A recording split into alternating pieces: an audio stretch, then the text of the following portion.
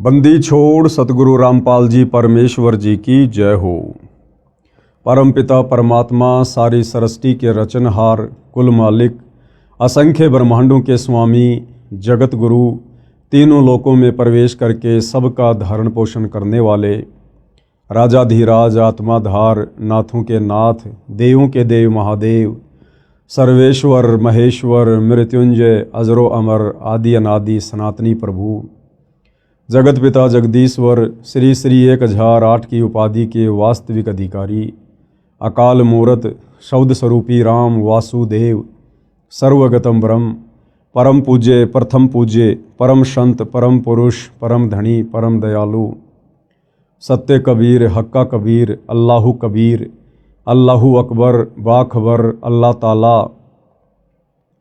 जगत के तारणहार, जगत के मुक्तिदाता, जगत के जगन्नाथ, हारे के सहारे, हिंदुओं के राम, मुसलमानों के अल्लाह, सिखों के वाहिगुरु, ईसाइयों के मसीह, दया के सागर दयानिधि, करुणा के सागर करुणानिधि, स्वयंभू परिभू, संकट मोचन, कष्ट हरण, मंगल करण, दुख भंजन, अविगत कबीर, निर्विकार निर्विषम परमात्मा, अलय अलेख सतगुरु, आदि अनादि सतगुरु, असली मर्यादा पुरुषोत्तम, असली राम, असली कृष्ण, असली घनश्याम, असली मुरारी, राजाओं के राजा, महाराजाओं के महाराजा, शहंशाहों के शहंशाह, सम्राटों के सम्राट, भगवानों के भगवान, अल्लाहों के अल्लाह, प्रभुओं के प्रभु, मसीहाओं के मसीह, सच्चे वाहिगुरु, बाबाओं के बाबा, पीरों के पीर, सेठों के सेठ, जगत सेठ, सावरसा सेठ, सर्वगुण संपन्न, अनंत कोटि कलाओं के स्वामी, अनंत कोटि ब्रह्मांडों के नायक,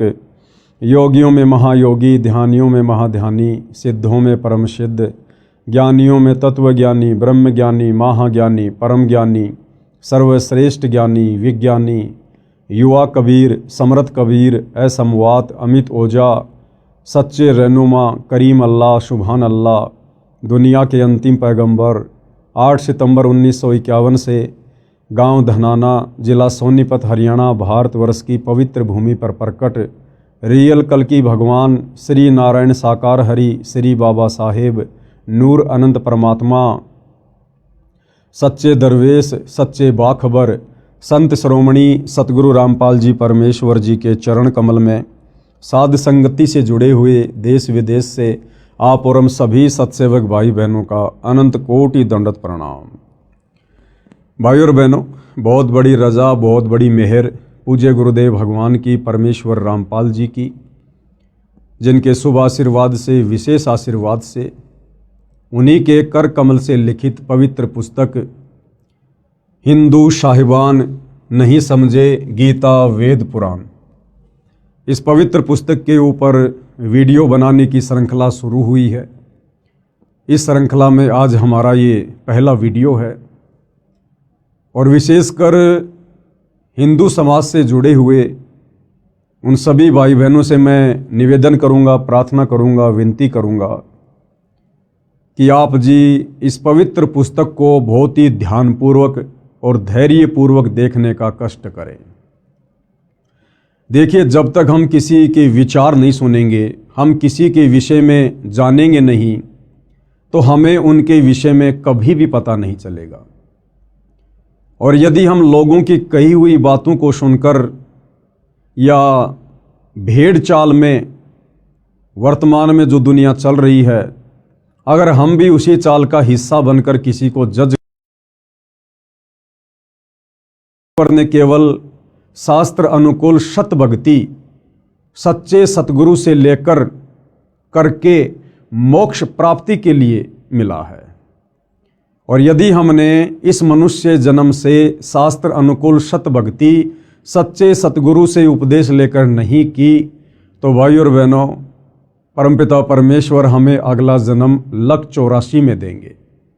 लक 84 योनियाँ जो हम अपने आसपास प्रतिदिन देखते हैं, गधे, कुत्ते, सूअर, बैल, भैंस, जंगली जानवर, कीट पतंग, फिर हमें ये मनुष्य जन्म मिलेंगे। और आज जो सुख सुविधा हमें प्राप्त है इस मनुष्य जीवन में, फिर उन लक 84 वाले शरीरों में ये सुविधा हमें कदापि प्राप्त नहीं होगी। और काफ़ी समय तक फिर परमेश्वर हमें पुनः मनुष्य जन्म भी नहीं देंगे, क्योंकि 184 योनियां भोगने के बाद एक मनुष्य जन्म परमात्मा सिर्फ और सिर्फ सच्चे सतगुरु से उपदेश लेकर सत भक्ति करने के लिए प्रदान करते हैं। इसलिए भाइयों और बहनों, आप इस मनुष्य जन्म की कीमत को समझिए और ये मनुष्य जन्म जिन श्वासों के ऊपर टिका हुआ है उन श्वासों की कीमत को समझिए। सतगुरु रामपाल जी क्या समझाना चाहते हैं, क्या संदेशा वो समाज को देना चाहते हैं, क्यों उन्होंने सन 1994 से अपना जीवन परमार्थ के कार्यों के लिए न्योछावर कर दिया और वर्तमान में भी पूरी तरह से संघर्षरत हैं परमार्थ के लिए। तो महापुरुषों के जीवन में जब तक हम झांक कर देखेंगे नहीं भाई और बहनों, हम सच्चाई से रूबरू नहीं हो सकते हैं। तो अब ये पवित्र पुस्तक हिंदू साहिबान नहीं समझे गीता वेद पुराण, मैं अपनी तरफ से इस पुस्तक के विषय में ज़्यादा कुछ नहीं बोलूँगा, क्योंकि इस पुस्तक में बहुत कुछ, या यूं कह लीजिए सब कुछ सतगुरु रामपाल जी परमेश्वर जी ने डाल दिया है। आपने सिर्फ घर बैठे इस पुस्तक को ध्यानपूर्वक प्रतिदिन रात्रि 9 बजे मुझ पवन दास के फेसबुक पेज पवन दास इस लाइव के ऊपर अपनी आंखों से देखकर जज करना है। आप चाहें तो पवित्र गीता जी को, जो गीता प्रेस गोरखपुर से प्रकाशित है, विशेषकर हिंदू समाज जिसको परम सत्य मानता है, आप जी उस गीता को भी अपने साथ में रखिए। वो गीता जी कौन सी है, कहाँ मिलेगी, कहाँ से प्रकाशित हैं, इस पुस्तक में आपको बताया जाएगा, समझाया जाएगा। गीता जी आप अपने साथ रखिए, ऐसा इसलिए कहा जा रहा है ताकि आपके मन में कोई भी डाउट पैदा ना हो। यदि आपको लगे कि संत रामपाल जी ने अपनी पुस्तक में जो बातें लिखी हैं गीता जी के विषय में, वेदों के विषय में, पुराणों के विषय में, और यदि आपको लगता है कि वो गलत हैं, तो आप जी अपनी पवित्र पुस्तक गीता जी को उठाकर खोलकर वो श्लोक, वो अध्याय मिला सकते हैं अपनी संतुष्टि के लिए।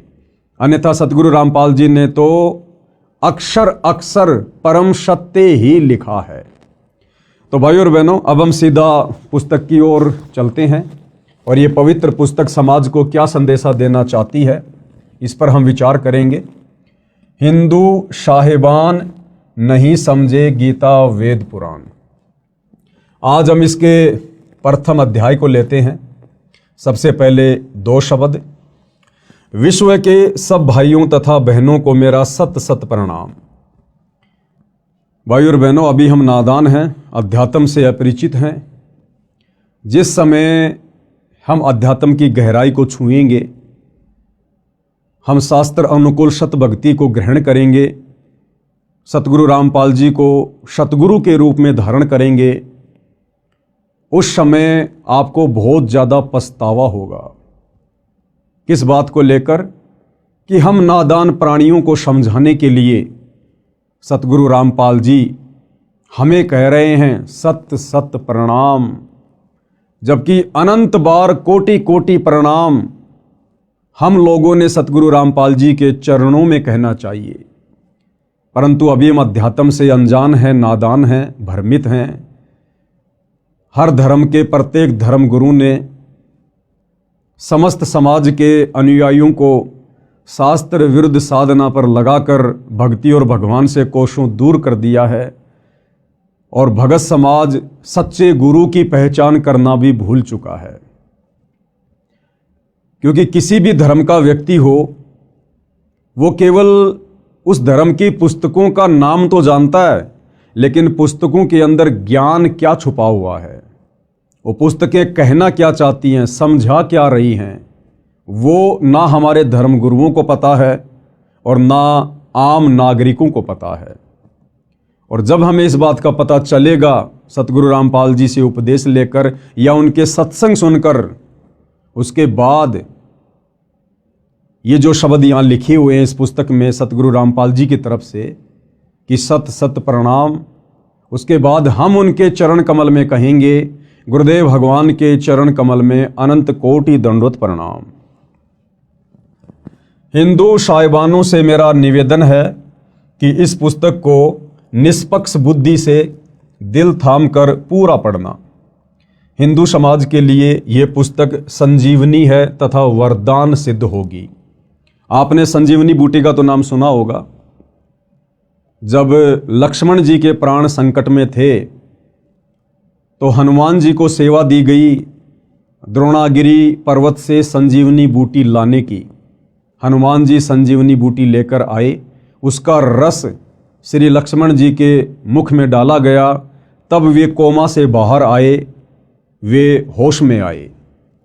इसी प्रकार भाइयों और बहनों, युगों युगों से ये समाज भक्ति और भगवान के नाम पर भ्रमित है। हमारे धर्म गुरुओं ने काल प्रेरणा से हमारे से शास्त्र विरुद्ध साधना करवाकर हमें अज्ञान की गहरी नींद में सुला रखा है। अब ये पुस्तक सतगुरु रामपाल जी के कर कमल से लिखित, इसको पढ़ने और समझने के बाद ये पुस्तक हमारे लिए संजीवनी बूटी साबित होगी। हम जो अज्ञानता की गहरी नींद में सोए हुए हैं, ये पुस्तक हमें जगाएगी, हमें समझाएगी कि नादानों जागो, उठो, आज तुम्हें मनुष्य जन्म प्राप्त है, जिस मनुष्य जन्म के लिए 33 करोड़ देवी देवता और ब्रह्मा विष्णु महेश भी तरसते हैं। क्योंकि पूर्ण मोक्ष, पूर्ण मुक्ति केवल मनुष्य जन्म में ही संभव है, देव शरीर में संभव नहीं है। इसलिए ये पवित्र पुस्तक हिंदू साहिबान नहीं समझे, गीता वेद पुराण हमारे लिए संजीवनी बूटी का काम करेगी। हिंदू समाज के लिए यह पुस्तक संजीवनी है तथा वरदान सिद्ध होगी।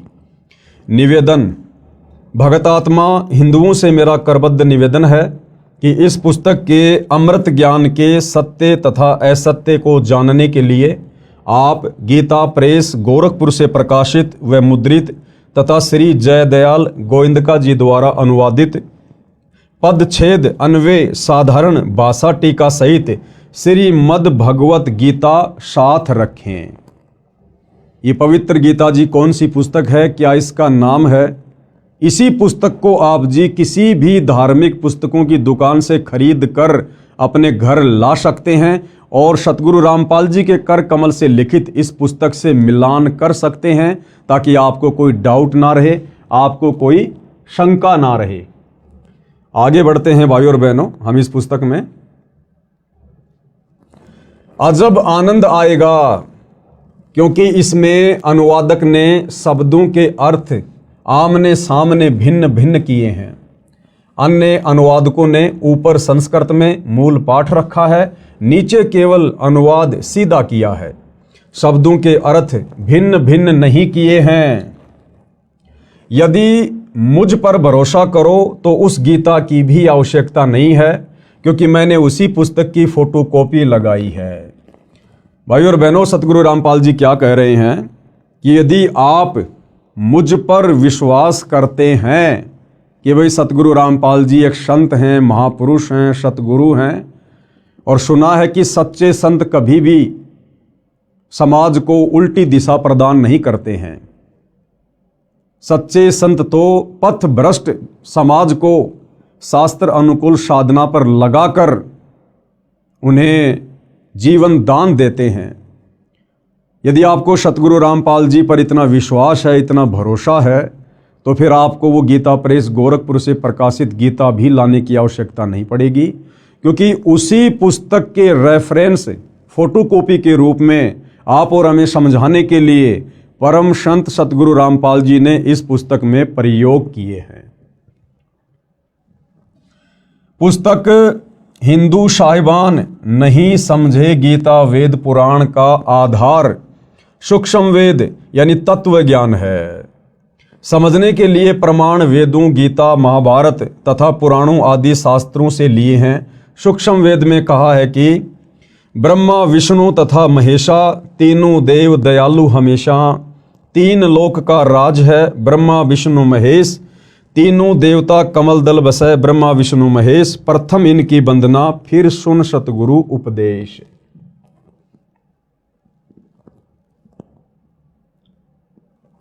अर्थात सूक्ष्म वेद में अध्यात्म का संपूर्ण ज्ञान है।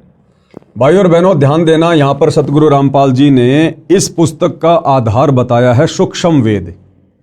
अब ये सूक्ष्म वेद क्या है, 99% समाज इस बात से अपरिचित है। हमने तो केवल 4 वेदों के नाम सुने हैं, यजुर्वेद, ऋग्वेद, अथर्ववेद, सामवेद। अब ये 5वां वेद कौन सा आ गया? ये 5वां वेद इन 4 वेदों का बाप है, इनका पिता है। अध्यात्म से संबंधित कंप्लीट ज्ञान, पूर्ण मुक्ति का मार्ग जो इन 4 वेदों में नहीं है, पवित्र गीता जी में नहीं है, 18 पुराणों में नहीं है, मुसलमानों की तौरात, जबूर, इंजिल, हदीसों में नहीं है, कुरान मजीद, कुरान शरीफ में नहीं है, सिखों के गुरु ग्रंथ साहिब में नहीं है, ईसाइयों की बाइबल में नहीं है, वो कंप्लीट अध्यात्म का ज्ञान, कंप्लीट कोश, कंप्लीट सलेबस 5वें वेद सूक्ष्म वेद में है। सूक्ष्म वेद यानी जब जब ये कबीर परमात्मा सतलोक से चलकर धरती पर सशरीर प्रकट होते हैं, संत रूप में लीला करते हैं, अपनी आत्माओं तक तत्व ज्ञान पहुंचाते हैं, उस ज्ञान को भाइयों और बहनों कुछ उनके फॉलोअर्स के द्वारा संग्रहित कर लिया जाता है एक पुस्तक के रूप में, ग्रंथ के रूप में। उसको सूक्ष्म वेद कहते हैं, सूक्ष्म ज्ञान कहते हैं। जैसे 650 साल पहले बनारस के काशी में जब कबीर जी आए थे, सन 1398 से 1518 तक, यानी 120 वर्ष तक उन्होंने लीला की, अपने ज्ञान का प्रचार किया, 64 लाख आत्माओं को अपनी शरण में लिया। उन्होंने जो भी हमें तत्व ज्ञान बताया, समझाया, उस ज्ञान को आगे चलकर आदरणीय धर्मदास जी नाम के एक भगत के द्वारा कबीर सागर के रूप में लिपिबद्ध कर लिया गया। उसको सूक्ष्म वेद कहते हैं, वो 5वां वेद है। उसके बाद लगभग 300 वर्ष पहले गांव छुडानी, जिला झज्जर, हरियाणा में आदरणीय गरीबदास जी हुए, और इसी प्रकार से गरीबदास जी को भी कबीर परमात्मा सतलोक से आकर मिले, उनको सत ज्ञान दिया, उनको सतलोक दिखाया, सारी सृष्टि रचना समझाई, और इसी प्रकार आदरणीय गरीबदास जी ने भी एक सूक्ष्म वेद की रचना करवाई, जिसको सदग्रंथ साहिब के नाम से जाना जाता है, जिसमें 24,000 वाणियाँ हैं। यानी आदरणीय गरीबदास जी के सदग्रंथ साहिब में 4 वेदों को मिलाकर कहीं अधिक वाणियाँ हैं, 24,000 वाणियाँ हैं, जिसको सूक्ष्म वेद कहा जाता है। तो सतगुरु रामपाल जी कह रहे हैं कि मैंने ये जो पुस्तक लिखी है आप लोगों को समझाने के लिए, इस पुस्तक का आधार सूक्ष्म वेद है। बाकी जितने भी पुस्तकें हैं हर धर्म की, हिंदू, मुसलमान, सिख, ईसाइयों की, 4 वेद, गीता जी, 18 पुराण, ये केवल आपको समझाने के लिए दिखाऊंगा, ताकि आप हिंदू धर्म के भाई बहनों को कोई शंका ना हो, कोई डाउट ना हो, आपको ये कन्फर्म हो, यकीन हो, विश्वास हो कि वास्तव में सतगुरु रामपाल जी ने इस पुस्तक में जो भी कुछ लिखा है, समझाया है, ये हमारे ही धर्म की धर्म पुस्तकों के अंदर पहले से लिपिबद्ध है। लेकिन ना तो हमारे धर्म गुरु समझ पाए और ना हम समझ पाए। तो हमारे डाउट को क्लियर करने के लिए सतगुरु रामपाल जी और हिंदू धर्म के 4 वेद, गीता जी और 18 पुराणों का सहयोग लेंगे, केवल हमें समझाने के लिए। अर्थात सूक्ष्म वेद में अध्यात्म का संपूर्ण ज्ञान है। उसमें कहा है कि तीनों देवता श्री ब्रह्मा जी, श्री विष्णु जी तथा श्री शिव जी बहुत दयालु हृदय के हैं। इनकी केवल 3 लोक, स्वर्गलोक, पाताललोक, पृथ्वी लोक। ध्यान देना भाइयों और बहनों, श्री ब्रह्मा जी, श्री विष्णु जी तथा श्री शिव जी ये सारी सृष्टि के मालिक नहीं हैं, असंख्य ब्रह्मांडों के परमपिता नहीं हैं। इनको केवल 3 लोक दिए गए हैं, केवल 3 लोक। ये केवल 3 लोक में एक एक विभाग संभालते हैं। टोटल 21 ब्रह्मांड हैं। जिस सृष्टि में हम रह रहे हैं, यहाँ टोटल 21 ब्रह्मांड हैं। 21 ब्रह्मांड में एक ब्रह्मांड और एक ब्रह्मांड के अंदर मात्र 3 लोक, पाताल लोक, पृथ्वी लोक और स्वर्ग लोक। केवल इन 3 लोकों के स्वामी हैं ब्रह्मा विष्णु महेश। श्री ब्रह्मा जी रजोगुण के स्वामी हैं, श्री विष्णु जी सतोगुण के स्वामी हैं और श्री शिव जी यानी शंकर जी तमोगुण के स्वामी हैं। स्वर्ग लोक, पाताल लोक, पृथ्वी लोक में सत्ता है इन तीनों की। ये 3 लोक के मालिक हैं, परंतु लोक तो बहुत सारे हैं जिनका मालिक परम अक्षर ब्रह्म है। इन 3 लोकों के अलावा जितनी भी सृष्टि है, जितने भी ब्रह्मांड हैं और इंक्लूड तीनों लोक, इन सब के ऊपर जो सत्ता है वो परम अक्षर ब्रह्म की है, पूर्ण ब्रह्म परमात्मा की है, कबीर देव की है, जिसकी सत्ता तीनों लोकों समेत सब पर है। मोक्ष प्राप्ति के लिए प्रथम इन तीनों देवताओं की वंदना अर्थात मान सम्मान यानी साधना करनी होती है। परमपिता परमेश्वर जी ने अपना एक मैनेजमेंट बना रखा है, एक सिस्टम बना रखा है इस सृष्टि को चलाने के लिए, और उस सिस्टम के अंतर्गत ब्रह्मा विष्णु महेश जी तो केवल एक मैनेजर के रूप में कार्य कर रहे हैं। जिस प्रकार से एक फैक्ट्री होती है, फैक्ट्री का एक मालिक होता है, मालिक के बहुत सारे नौकर होते हैं, सुपरवाइजर होते हैं, उन सब पर निगाह रखने के लिए, उन सब से कार्य करवाने के लिए मालिक अपना एक मैनेजर नियुक्त करता है, जो उस कंपनी के मालिक की गैर हाजिरी में सर्व कार्यों की देख रेख करता है और सारी रिपोर्ट अपने मालिक को देता रहता है। इसी प्रकार ये जो पूरी कायनात है, मुसलमान धर्म में जिसको कायनात कहते हैं, हिंदू भाई बहन जिसको सृष्टि कहते हैं, इस पूरी सृष्टि का, इस पूरी कायनात का मालिक एक ही है, कबीर भगवान। गीता जी में जिसको परम अक्षर ब्रह्म की संज्ञा दी गई है, यानी सर्वश्रेष्ठ परमात्मा, उत्तम परमात्मा। और ये जो ब्रह्मा विष्णु महेश जी हैं, ये उस परम अक्षर ब्रह्म के एक ब्रह्मांड में 3 लोकों में केवल एक एक विभाग पर मैनेजर की पदवी पर नियुक्त हैं। रजोगुण विभाग ब्रह्मा जी के अंडर में, शतोगुण विभाग श्री विष्णु जी के अंडर में और तमोगुण विभाग श्री शंकर जी के अंडर में। अर्थात मान सम्मान यानी साधना करनी होती है। फिर सतगुरु का उपदेश सुनो जो परम अक्षर ब्रह्म की पूजा साधना बताएगा। उस संत से तत्व ज्ञान सुनो। तत्वदर्शी संत पूर्ण मोक्ष प्राप्ति की साधना यानी पूजा बताता है। पूर्ण मोक्ष के लिए इन तीनों देवताओं की शास्त्रोक्त साधना करनी होती है। परंतु पूजा गीता अध्याय 8 श्लोक 3, 8, 9, 10, अध्याय 15 श्लोक 17, अध्याय 18 श्लोक 62 में बताए परम अक्षर ब्रह्म की करनी होती है। भाई और बहनों, साधना में और पूजा में, भक्ति में और पूजा में रात दिन का अंतर होता है। और पूर्ण मोक्ष प्राप्ति के लिए हमने पूजा केवल एक परमपिता परमेश्वर की करनी होती है, परम अक्षर ब्रह्म की, उत्तम पुरुष की, सर्वश्रेष्ठ परमात्मा की।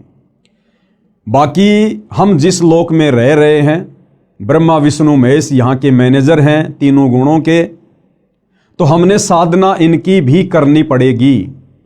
जिस प्रकार एक प्यासे व्यक्ति को अपनी प्यास बुझाने के लिए जल की आवश्यकता पड़ती है, जब तक उसको जल नहीं मिलेगा उसकी तृप्ति नहीं हो सकती। अब जल मिलेगा हैंड पंप से, तो हमने हैंड पंप की साधना करनी पड़ेगी। हमने हैंड पंप की साधना करनी पड़ेगी। हमने उसको काम में लेना पड़ेगा, हमने उसको चलाना पड़ेगा।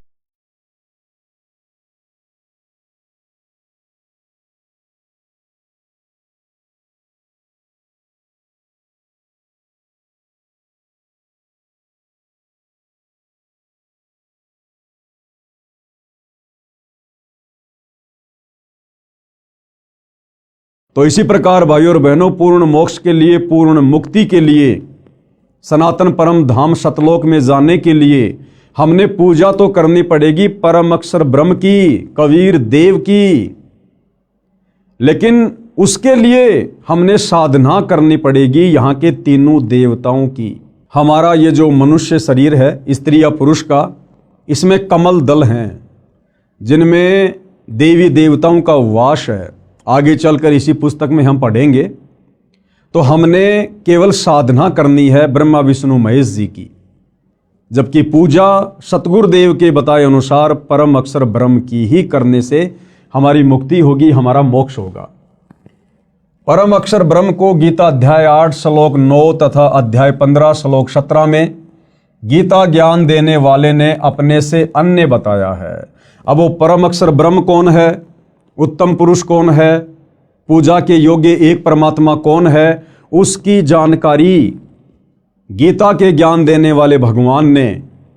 अब आप जी गीता का ज्ञान देने वाला भगवान श्री कृष्ण जी को मानते हैं या श्री विष्णु जी को मानते हैं या काल ब्रह्म को मानते हैं, ये आपको स्पष्ट रूप से उस समय पता चलेगा जब आप सतगुरु रामपाल जी के सत्संग सुनना शुरू करेंगे या फिर इस पुस्तक को धैर्यपूर्वक पूरा पढ़ेंगे, जितने भी वीडियो बनेंगे।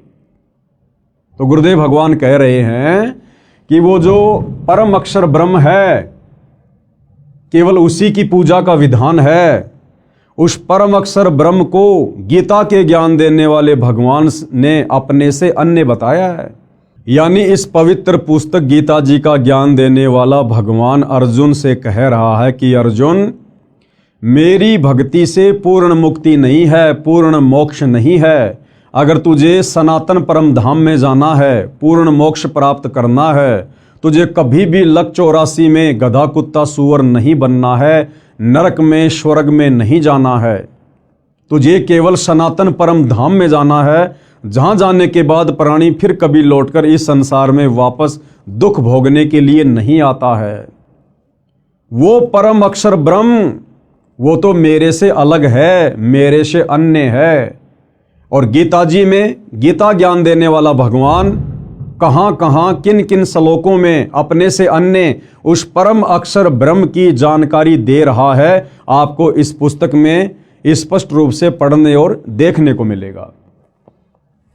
परम अक्षर ब्रह्म को गीता अध्याय 8 श्लोक 9 तथा अध्याय 15 श्लोक 17 में गीता ज्ञान देने वाले ने अपने से अन्य बताया है तथा कहा है कि उत्तम पुरुष तू अन्य, पुरुषोत्तम तो मेरे से अन्य हैं। यानी गीता जी का ज्ञान देने वाला भगवान ही कंप्लीट नहीं है, वो सर्वे सर्वा नहीं है, सारी सृष्टि का मालिक नहीं है। गीता ज्ञान देने वाला भगवान तो खुद कह रहा है कि भाई वो पूर्ण ब्रह्म परमात्मा परम अक्षर ब्रह्म तो मेरे से भी अन्य है। वही परमात्मा है, सबका धारण पोषण करने वाला अविनाशी परमेश्वर है। गीता का ज्ञान देने वाला कह रहा है कि अर्जुन, मेरा भी धारण पोषण करने वाला और समस्त संसार के प्राणियों का धारण पोषण करने वाला वही परमात्मा परम अक्षर ब्रह्म है। पूजा तथा साधना का अंतर जानने के लिए आप इसी पुस्तक में पेज नंबर 179 पर पढ़ें, यानी आगे हम पढ़ेंगे। मेरा उद्देश्य, सतगुरु रामपाल जी क्या कह रहे हैं कि उनका क्या मकसद है, क्या उनका उद्देश्य है इस पुस्तक को लिखने का और इस पुस्तक के माध्यम से भगत समाज को जगाने का। विश्व के मानव को सत्य ज्ञान सुनाकर सनातनी बनाना है, सनातनी। क्योंकि पिछला इतिहास बताता है कि पहले केवल एक सनातन पंथ यानी धर्म ही था। तत्व ज्ञान के अभाव से हम धर्मों में बंटते चले गए, जो विश्व में अशांति का कारण बना है। एक दूसरे के जानी दुश्मन बन गए हैं। यह बात विश्व का मानव निर्विरोध मानता है कि सबका मालिक यानी परमात्मा एक है। ये बात तो सभी मानते हैं कि भाई पूरे विश्व का मालिक सबका भगवान एक ही है। परंतु वह कौन है, कैसा है, यानी साकार है या निराकार है, मानव रूप में है या अन्य रूप में है, यह प्रश्नवाचक चिन्ह अभी तक लगा है। जैसे भाइयों और बहनों, कोई व्यक्ति चाहे किसी की भी पूजा करता है, किसी भी धर्म का है, जैसे हिंदू धर्म की हम बात करें, एक व्यक्ति को सारा जीवन बीत जाता है देवी देवताओं की पूजा करते हुए, ब्रह्मा विष्णु महेश की पूजा करते हुए, और जब उस व्यक्ति के ऊपर कोई विशेष आपत्ति, विशेष संकट आता है और जब उसका कहीं कोई समाधान नहीं निकलता है, तो अंत में वो व्यक्ति थक हार कर अंतरात्मा से पुकार करता है कि हे सच्चे परमात्मा, हे सबके मालिक। उस समय वो व्यक्ति भूल जाता है कि मैं तो ब्रह्मा जी का पुजारी हूं, मैं शंकर जी और विष्णु जी का पुजारी हूं, मैं तो देवी देवताओं का पुजारी हूं। उस समय वो व्यक्ति अंतरात्मा से यही पुकार करता है कि हे सच्चे मालिक, हे सबके परमात्मा, हे भगवान। क्योंकि आत्मा उसको आभास है कि परमात्मा तो एक ही है। आत्मा अगर एक है तो उसको पैदा करने वाला परमात्मा भी एक ही है। इसी प्रकार मुसलमान धर्म से जुड़े भाई बहन चाहे कितनी ही मज़ार पूजें, कितना ही मस्जिदों में जाएं, अंत में जब उन पर विशेष आपत्ति आती है तो वो यही कहते हैं, हे अल्लाह, हे सच्चे मौला, हे सबके बादशाह। उस समय वो भूल जाते हैं कि हम अजमेर जाया करते थे चादर चढ़ाने, हम फला फला मज़ार पर जाया करते थे चादर चढ़ाने। उस समय उन आत्माओं को केवल एक परमात्मा याद आता है, क्योंकि हम सभी उसी परमपिता परमेश्वर की आत्माएं हैं। भले आज हमारे को काल ने, शैतान ने विभिन्न धर्मों में, जातियों में, संप्रदायों में, पंथों में बांट दिया है, लेकिन भाइयों और बहनों, वो आत्मा का बंटवारा नहीं कर सकता। और अब वो समय आ गया है उस एक परमपिता परमेश्वर को पहचानने का, जानने का। तो क्या कह रहे हैं गुरुदेव भगवान कि परमात्मा के विषय में, भगवान के विषय में, कि भगवान साकार है या निराकार है, मानव रूप में है या अन्य रूप में है। कहते हैं अभी तक इस बात पर प्रश्नवाचक चिन्ह लगा हुआ है। इस पुस्तक में वह प्रश्नवाचक चिन्ह पूर्ण रूप से हटा दिया है। सत्य को ग्रहण करना, असत्य से किनारा करना एक नेक मानव का परम कर्तव्य बनता है। यानी सत्य को स्वीकार करना और असत्य को दूर कर देना, ये एक सभ्य इंसान का, सभ्य मानव का, वो चाहे हिंदू हो, मुसलमान हो, सिख हो, ईसाई हो, ये उसका परम कर्तव्य बनता है। और जब बात हो हमारे आत्म कल्याण की, तो भाइयों और बहनों, फिर झूठ की नाव में भला कौन बैठना पसंद करेगा।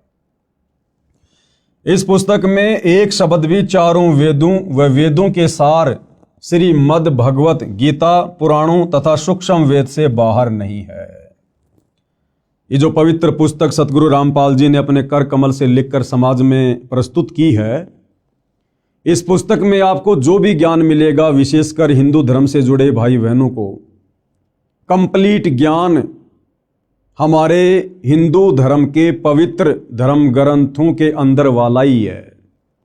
और जो ज्ञान इन चारों वेदों में और गीता जी में 18 पुराणों में नहीं है, वो ज्ञान फिर 5वें वेद सूक्ष्म वेद में है, कबीर सागर में और आदरणीय गरीबदास जी के सदग्रंथ साहिब में। तो इन धर्म ग्रंथों के अलावा आपको किसी भी प्रकार की उवाबाई या झूठी बातें इस पुस्तक में देखने को या सुनने को कतई नहीं मिलेगी। सूक्ष्म वेद में बताया है कि विश्व के सभी जीवात्मा परम शांति वाले सनातन परम धाम में उस परमात्मा के पास रहते थे, जिसके विषय में गीता अध्याय 18 श्लोक 62 में कहा है कि हे भारत, तू सर्व भाव से उस परमेश्वर की शरण में जा। गीता जी का ज्ञान देने वाला भगवान, जिसको हिंदू समाज के भाई बहनों ने अपना परमात्मा मान लिया था, वो गीता जी का ज्ञान देने वाला भगवान भी कह रहा है कि हे भारत, यानी हे अर्जुन, तू सर्व भाव से, यानी हर प्रकार से, और सारी भक्ति छोड़कर, ब्रह्मा विष्णु महेश की भक्ति छोड़कर, देवी देवताओं की भक्ति छोड़कर, और गीता का ज्ञान देने वाले काल ब्रह्म की भक्ति छोड़कर सर्व भाव से उस परमेश्वर की शरण में जा। कौन से परमेश्वर की शरण में? परम अक्षर ब्रह्म की शरण में। उसकी कृपया से ही तू परम शांति को तथा शाश्वत स्थानम सनातन परम धाम यानी सत्य लोक को प्राप्त होगा। उसकी कृपया से ही तू परम शांति। अब भाइयों और बहनों, परम शांति क्या होती है? जब तक हम इस मनुष्य जन्म में हैं, इस पृथ्वी पर हैं, या ये मनुष्य छोड़कर यदि हम ऊपर के लोकों में देवी देवता भी बन गए, ब्रह्मा विष्णु महेश भी बन गए, तो भी हमारे को यहाँ परम शांति नहीं हो सकती काल के लोक में। आप जी ब्रह्मा विष्णु महेश के जीवन चरित्र को देखते हैं, पढ़ते हैं। ब्रह्मा विष्णु महेश भी राक्षसों के साथ में युद्ध करते हैं, लड़ाई झगड़ा करते हैं। 33 करोड़ देवी देवताओं के राजा इंद्र, ये भी हमेशा राक्षसों के साथ युद्ध करते रहते हैं। कभी राक्षस विजय हो जाते हैं तो देवी देवताओं को अपने पद छोड़कर जंगलों में जाना पड़ता है, धक्के खाने पड़ते हैं। आपने सुना होगा कि रावण ने अपनी सिद्धि शक्ति से अपनी समस्त राक्षस सेना को आकाश में उड़ाकर और देवताओं के ऊपर धावा बोल दिया, आक्रमण कर दिया, और रावण ने 33 करोड़ देवी देवताओं को हराकर बंदी बना लिया और अपनी कारागार में डाल दिया था। श्री शनिदेव महाराज तो रावण के पैरों के नीचे रहा करते थे।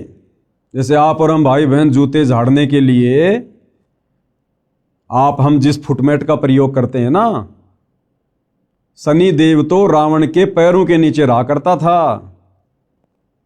वरुण देव ये रावण का पानी भरा करता था। अग्निदेव रावण की रसोई में खाना बनाया करता था। पवन देव रावण के महल में झाड़ू निकाला करता था। तो भाई और बहनों, यहां परम शांति नहीं है। चाहे हम 33 करोड़ देवी देवता क्यों ना बन जाएं, चाहे हम ब्रह्मा विष्णु महेश की पदवी को प्राप्त क्यों ना हो जाएं, जब तक हम इस काल के 21 ब्रह्मांड में हैं, इस लोक में हैं, तब तक हमें परम शांति नहीं हो सकती। तो गीता का ज्ञान देने वाला भगवान काल ब्रह्म कह रहा है कि उसकी कृपा से ही तू परम शांति को तथा शाश्वत स्थानम, यानी जिस स्थान का, जिस लोक का, जिस सृष्टि का किसी भी देश काल और परिस्थिति में विनाश ना हो, जो कभी भी नष्ट ना होती हो, जहां कभी कोई प्रलय ना आती हो, महाप्रलय ना हो, कहते हैं तू उसको प्राप्त हो जाएगा, तू वहां चला जाएगा उस परम अक्षर ब्रह्म की कृपा से, उसकी भक्ति करके। उसकी कृपा से ही तू परम शांति को तथा शाश्वत स्थानम, सनातन परम धाम यानी सत्य लोक को प्राप्त होगा। उस परमेश्वर का प्रमाण गीता ज्ञान देने वाला भगवान कह रहा है अर्जुन से कि उस परम अक्षर परमात्मा का प्रमाण, यानी वो कौन है, कैसा है, कहाँ रहता है, उसकी प्राप्ति की विधि क्या है। कहते हैं इसका जो प्रमाण है, उस परमेश्वर का प्रमाण, गीता अध्याय 8 श्लोक 1 में अर्जुन ने प्रश्न किया कि आपने गीता अध्याय 7 श्लोक 29 में जो तत्व ब्रह्म कहा है, वह तत्व ब्रह्म क्या है, जिसका उत्तर देते हुए गीता अध्याय 8 श्लोक 3, 8, 9 व 10, गीता अध्याय 15 श्लोक 4 तथा 17 आदि में कहा है, जिस लोक में वह तत्व ब्रह्म यानी परम अक्षर ब्रह्म सत्य पुरुष रहता है, उसमें परम शांति है, यानी महासुख है। उस सनातन परम धाम में गए साधक यानी भगत फिर लौटकर संसार में नहीं आते। जीवात्मा जब से परम अक्षर ब्रह्म यानी परमेश्वर से बिछुड़ी है, यानी उस परम शांति वाले सनातन परम धाम से काल ब्रह्म के दुखाले लोक में आई है, उसी समय से इसको उस सुख का अभाव खल रहा है जो परमात्मा के पास था। अब भाइयों और बहनों, वो शाश्वत स्थान क्या है, वो सतलोक क्या है, जहाँ पर हम सभी रहा करते थे। 33 करोड़ देवी देवता, ब्रह्मा विष्णु महेश, जितने भी मानव शरीरधारी प्राणी हैं, 184 योनियों में जितने भी अनगिनत असंख्य जीव जंतु हैं, ये सभी आत्माएं पहले उस परम अक्षर ब्रह्म के पास, उस सत्य पुरुष के पास, उसके अमर लोक सतलोक में रहा करती थी। हम सब भाई बहन वहां से क्यों आए, हमने वहां पर क्या गलती कर दी थी, जिस कारण से उस परम अक्षर ब्रह्म ने, परमपिता परमात्मा ने, सत्य पुरुष ने हम सभी को वहां से नीचे भेजना पड़ा इस काल के साथ, इस काल के लोक में, जहां हम असंख्य युगों से यहां कष्ट उठा रहे हैं। और हम भक्ति केवल इसीलिए करते हैं कि हमें सुख प्राप्त हो, और सुख भाई और बहनों इस लोक में नहीं है। ये संपूर्ण कथा क्या है, इसके लिए आपने सतगुरु रामपाल जी के द्वारा सर्व धर्म शास्त्रों का निष्कर्ष निकालकर और 5वें वेद सूक्ष्म वेद में वर्णित सृष्टि रचना को समझना पड़ेगा, पढ़ना पड़ेगा। आपको इस पुस्तक में आगे सृष्टि रचना की जानकारी दी जाएगी। इसके अलावा आप जी YouTube पर ये सर्च कर सकते हैं, सृष्टि रचना संत रामपाल जी महाराज। आपको सृष्टि रचना की जानकारी के बहुत सारे वीडियो देखने को मिलेंगे, आप वहां से भी जानकारी प्राप्त कर सकते हैं। तो क्या कहा जा रहा है कि जीव आत्मा जब से परम अक्षर ब्रह्म यानी परमेश्वर से बिछुड़ी है, यानी उस परम शांति वाले सनातन परम धाम से काल ब्रह्म के दुखाले लोक में आई है, उसी समय से इसको उस सुख का अभाव खल रहा है जो परमात्मा के पास था। उस सुख की खोज में इधर उधर भटक रही है। इस यात्रा में जैसा भी मार्गदर्शक मिला उस पर विश्वास कर लिया, क्योंकि भगत का हृदय नम्र व श्रद्धा युक्त होता है। यानी भगत का एक स्वभाव होता है, वो हर किसी पर बड़ी आसानी से विश्वास कर लेता है। इस कारण से धर्म बनते चले गए। अधूरे ज्ञान से मानव समाज धर्मों में बढ़ता चला गया। अनेकों पंथ यानी धर्म बन गए। सर्वप्रथम एक आदि सनातन पंथ यानी धर्म था। मानव समाज शास्त्रोक्त साधना करता था, यानी शास्त्रों के अनुसार ही साधना करता था। यह भैरव भूत की साधना नहीं करता था, चौराहों की पूजा नहीं करता था, किसी भी ऐरे गहरे जादू जंत्र करने वाले बाबाओं के चक्कर में आकर टोने टोटके जंत्र मंत्र में विश्वास नहीं करता था। केवल शास्त्रों के अनुसार साधना की जाती थी। आदि सनातन पंथ में शुरुआत में सतयुग में मानव समाज शास्त्रोक्त साधना करता था। वह सतयुग का समय था। वह कौन सा समय था? वो सतयुग का समय था, जिस समय पूरी पृथ्वी के मानव शास्त्रों के अनुसार यानी पांचों वेदों के अनुसार साधना किया करते थे। पांचों वेदों ऋग्वेद, यजुर्वेद, सामवेद, अथर्ववेद तथा सूक्ष्म वेद, केवल यही शास्त्र हुआ करते थे। 4 वेद ब्रह्मा जी को मिले, उनमें संपूर्ण अध्यात्म ज्ञान नहीं था। यानी वर्तमान में हिंदू समाज में जो 4 वेद मुख्यतः प्रचलित हैं, सर्वप्रथम ये चारों वेद उनके पिता काल ब्रह्म के द्वारा समुद्र मंथन के माध्यम से ब्रह्मा जी को मिले। ब्रह्मा जी ने आगे वह ज्ञान अपने पुत्रों को दिया, अपने वंशजों को दिया, ब्राह्मणों को दिया। ब्राह्मणों ने यानी धर्म गुरुओं ने फिर उस चारों वेदों वाले आधे अधूरे ज्ञान को आम समाज में उतार दिया काल प्रेरणा से।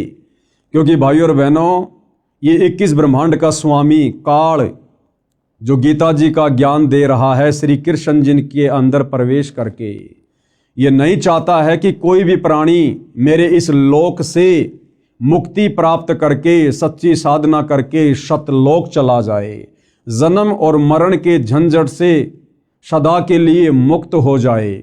ये कभी नहीं चाहता है। ये ऐसा क्यों करता है? ये हमारी मुक्ति क्यों नहीं चाहता है? इसके लिए आपको सृष्टि रचना बहुत ही धैर्य पूर्वक सुननी पड़ेगी, समझनी पड़ेगी। 4 वेद ब्रह्मा जी को मिले, उनमें संपूर्ण अध्यात्म ज्ञान नहीं था। परम अक्षर ब्रह्म सतयुग में लीला करने के लिए शिशु रूप धारण करके आए।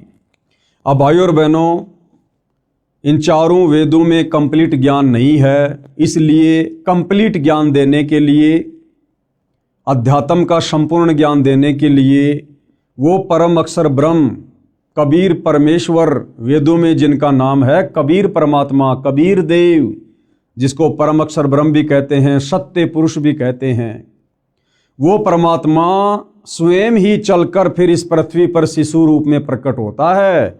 आप और हमें वो सत्य ज्ञान बताने के लिए, तत्व ज्ञान बताने के लिए, पूर्ण मुक्ति का रास्ता दिखाने के लिए। और वो परमेश्वर यहाँ पर हम इंसानों की तरह एक लीला करता है। भाइयों और बहनों, यदि हम इंसानों को ज्ञान समझाना है तो परमेश्वर हम इंसानों के बीच में इंसान ही बनकर आते हैं। वे तो परमात्मा हैं, समर्थ हैं, वो तो जो चाहे सो कर सकते हैं, कोई भी रूप धारण कर सकते हैं। उनके पास तो अनंत कोटि सिद्धियां होती हैं, वो तो समस्त सिद्धियों के स्वामी हैं। वो परमेश्वर तो हाथी का रूप भी धारण कर लेगा, लेकिन क्या हम इंसान उस हाथी की भाषा समझने में समर्थ हैं? बिल्कुल नहीं।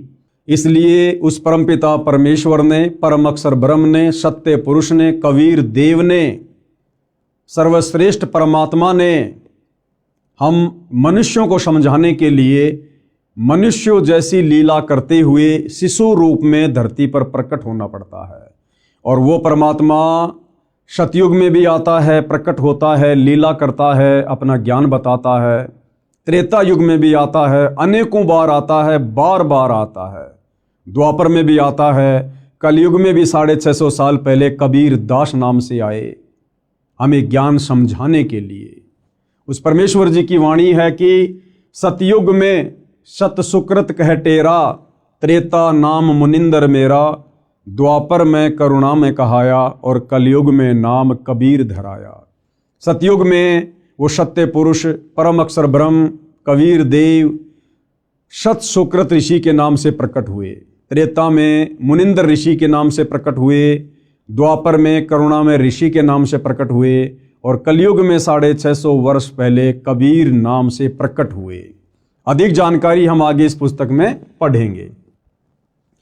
परम अक्षर ब्रह्म सतयुग में लीला करने के लिए शिशु रूप धारण करके आए, बड़े होकर सूक्ष्म वेद का प्रचार किया। सूक्ष्म वेद यानी 5वें वेद का जो ज्ञान चारों वेदों में नहीं है, उस सूक्ष्म वेद को वो कबीर परमात्मा शिशु रूप में प्रकट होकर धीरे धीरे मनुष्य के बच्चे की लीला करते हुए बड़ा होकर अपने मुख कमल से वाणियां बोल बोल कर चौपाइयों में, दोहों में, लोकोक्तियों में आप और हमें समझाता है, जिसको सूक्ष्म वेद कहते हैं, तत्व ज्ञान कहते हैं। बड़े होकर सूक्ष्म वेद का प्रचार किया। तब तक उस समय के ऋषियों ने चारों वेदों वाला ज्ञान पढ़ लिया था। सूक्ष्म वेद वाला कुछ ज्ञान चारों वेदों में न होने के कारण उसको गलत माना। अब इन चारों वेदों में वो सूक्ष्म वेद वाला ज्ञान नहीं है, तभी तो इन चारों वेदों के ज्ञान को आधा अधूरा कहा जाता है, इन चारों वेदों को अनकंप्लीट कहा जाता है। तो जिस समय वो सत्य पुरुष परम अक्षर ब्रह्म कबीर देव सतयुग में एक शिशु के रूप में प्रकट होते हैं, उससे पहले ये काल ब्रह्म ज्योति निरंजन अपने पुत्र ब्रह्मा को समुद्र मंथन के माध्यम से चारों वेद देकर आम समाज में उस ज्ञान का प्रचार प्रसार करवा चुका होता है। हमारे बड़े बड़े ऋषि मुनि, साधु संत महात्मा, ब्रह्मा जी के वंशज मनु जैसे, शाश्वत जैसे, ये उस ज्ञान को पढ़ चुके होते हैं, चारों वेदों वाले को, और आम समाज में उस ज्ञान का प्रचार प्रसार करना शुरू कर देते हैं। और जिस समय वो कबीर परमात्मा शिशु रूप में धरती पर प्रकट होता है और जब अपने 5वें वेद सूक्ष्म वेद का उस कंप्लीट तत्व ज्ञान का प्रचार करते हैं, लोगों को समझाते हैं कि भाई भक्ति का पूरा नॉलेज, भक्ति का पूरा ज्ञान, मुक्ति का पूरा मार्ग तुम्हारे इन चारों वेदों में नहीं है। तो आम व्यक्ति और वो जितने भी ऋषि मुनि होते हैं जो चारों वेदों को पढ़कर आगे ज्ञान प्रचार करते हैं, वो उस कबीर परमात्मा वाले सूक्ष्म वेद में वर्णित ज्ञान को स्वीकार नहीं करते हैं। और इस कारण से परमपिता परमेश्वर जी को उस 5वें वेद सूक्ष्म वेद के ज्ञान को आम जनता तक पहुंचाने में बड़ी कठिनाइयों का सामना करना पड़ता है। अब भाइयों और बहनों, आपके मन में एक छोटी सी शंका उठेगी कि भाई जब वो इतना बड़ा भगवान है, इतना समर्थ है, जिसने सारी सृष्टि रची है, ब्रह्मा विष्णु महेश को बनाया है, देवी देवताओं को बनाया है, सारी सृष्टि का संचालन कर रहा है, फिर भला उसकी मजबूरी कैसी? तो भाइयों और बहनों, इस संपूर्ण जानकारी के लिए आपको सृष्टि रचना पढ़नी पड़ेगी, समझनी पड़ेगी। उसके बाद आपको समझ में आएगा कि अपने द्वारा रची गई सृष्टि में जो नियम वो परमात्मा बनाता है या बनाकर इस काल ब्रह्म को देता है, उन नियमों को वो परमात्मा स्वयं भी नहीं तोड़ता है, जिस कारण से परमेश्वर इस प्रकार की लीला करते हैं। और भी उसके पीछे बहुत सारे रीजन होते हैं, ये ज्ञान हम तक पहुंचाने के लिए, वो हमें आगे पता चलेगा। तब तक उस समय के ऋषियों ने चारों वेदों वाला ज्ञान पढ़ लिया था। सूक्ष्म वेद वाला कुछ ज्ञान चारों वेदों में न होने के कारण उसको गलत माना, इसलिए सूक्ष्म वेद को धीरे धीरे छोड़ दिया। परंतु लगभग 1 लाख वर्ष तक सतयुग में शास्त्रोक्त भक्ति की गई। इसके पश्चात शास्त्र विधि त्याग कर मनमाना आचरण प्रारंभ हो गया। यानी सतयुग में 1 लाख वर्ष तक शुरुआत में शास्त्रोक्त साधना थी, सूक्ष्म वेद वाली साधना थी, लेकिन आगे चलकर आम जनता के ऊपर उन ऋषि मुनियों के द्वारा बताए गए चारों वेदों वाले ज्ञान का ज्यादा प्रभाव रहा, जिस कारण से सतयुग में 1 लाख वर्ष के बाद में वो शास्त्रोक्त साधना धीरे धीरे समाप्त होती चली जाती है। इसके पश्चात शास्त्र विधि त्याग कर मनमाना आचरण प्रारंभ हो गया। गीता अध्याय 16 श्लोक 23-24 में कहा है कि जो व्यक्ति शास्त्र विधि को त्याग कर अपनी इच्छा से मनमाना आचरण करता है, क्या कहा गया है गीता अध्याय 16 श्लोक 23-24 में, कि जो व्यक्ति शास्त्र विधि को त्याग कर और मनमाना आचरण करता है। मनमाना आचरण क्या? शास्त्रों में बताई गई साधना को त्याग कर किसी और के कहने से मनमुखी भक्ति करना, साधना कहना, उसको कहते हैं शास्त्र विधि को त्याग कर मनमाना आचरण करना, जैसे कि वर्तमान में पूरा विश्व कर रहा है। सतगुरु रामपाल जी के भक्तों को छोड़कर पूरा विश्व शास्त्र विधि को त्याग कर गीता अध्याय 16 श्लोक नंबर 23-24 के अनुसार मनमाना आचरण कर रहा है। देवी देवताओं की पूजा, भैरव भूत की साधना, चौराहों की पूजा, पेड़ पौधों की पूजा, अन्य जंतर मंत्र, दुनिया भर के पाखंड, ये है शास्त्र विधि को त्याग कर मनमाना आचरण, जिसको करने के चलते इंसान सुखी होने के बजाय और अधिक दुखी होता जा रहा है। तो गीता अध्याय 16 श्लोक 23 के अनुसार जो व्यक्ति शास्त्र विधि को त्याग कर मनमाना आचरण करता है, उसको नए सिद्धि प्राप्त होती है। सिद्धि यानी उसका कोई भी कार्य सिद्ध नहीं होता है। जिस कार्य के लिए वो भक्ति साधना करता है या करवाता है अपने गुरुजनों से, उसका वो कार्य सिद्ध नहीं होता, यानी उसको कोई सिद्धि प्राप्त नहीं होती, न उसकी गति होती है। गति यानी मरने के बाद शास्त्र विधि को त्याग कर मनमानी भक्ति पूजा साधना करने वाले की गति नहीं होती, यानी उसका मोक्ष नहीं होता है। वो नरक में जाता है, 84 लाख योनियों में जाता है, भूत और प्रेत की योनियों को प्राप्त करता है, और न उसे सुख मिलता है, ना उसे जीते जी कोई सुख मिलता है, और मरने के बाद उसकी गति नहीं हुई तो वो वैसे ही महादुखी रहेगा। इन 3 वस्तुओं के लिए ही भक्ति की जाती है। कौन सी 3 वस्तुओं के लिए? सिद्धि, रिद्धि और सुख। सिद्धि यानी कार्य सिद्धि, रिद्धि यानी धन माया और सुख प्राप्ति के लिए। और भाई शास्त्र विधि को त्याग कर मनमाना आचरण करने वालों को ये तीनों वस्तुएं प्राप्त नहीं होती हैं। और यदि फिर भी किसी को लगता है कि भैया हम तो यही छोटी मोटी भक्ति कर रहे हैं, जिस भक्ति का ना कोई सिर है, ना कोई पैर है, ना जिसका कोई आधार है, यानी गीता अध्याय 16 श्लोक नंबर 23-24 के अनुसार मनमाना आचरण है कि भाई हम तो यही साधना कर रहे हैं परंपरागत जो हमारे पूर्वज कर रहे थे, फिर भी देखो हमारे को सर्व सुख प्राप्त हैं, तो उस भाई को ये समझना चाहिए कि वो सर्व सुख रिद्धि सिद्धि तुम्हें वर्तमान में की गई भक्ति साधना से प्राप्त नहीं हो रहे। ये तुम्हारे पूर्व जन्मों की भक्ति का प्रतिफल है जो तुम्हें वर्तमान में मिल रहा है। तुम्हारी वर्तमान साधना से तुम्हें कोई किसी प्रकार का लाभ नहीं हो सकता है।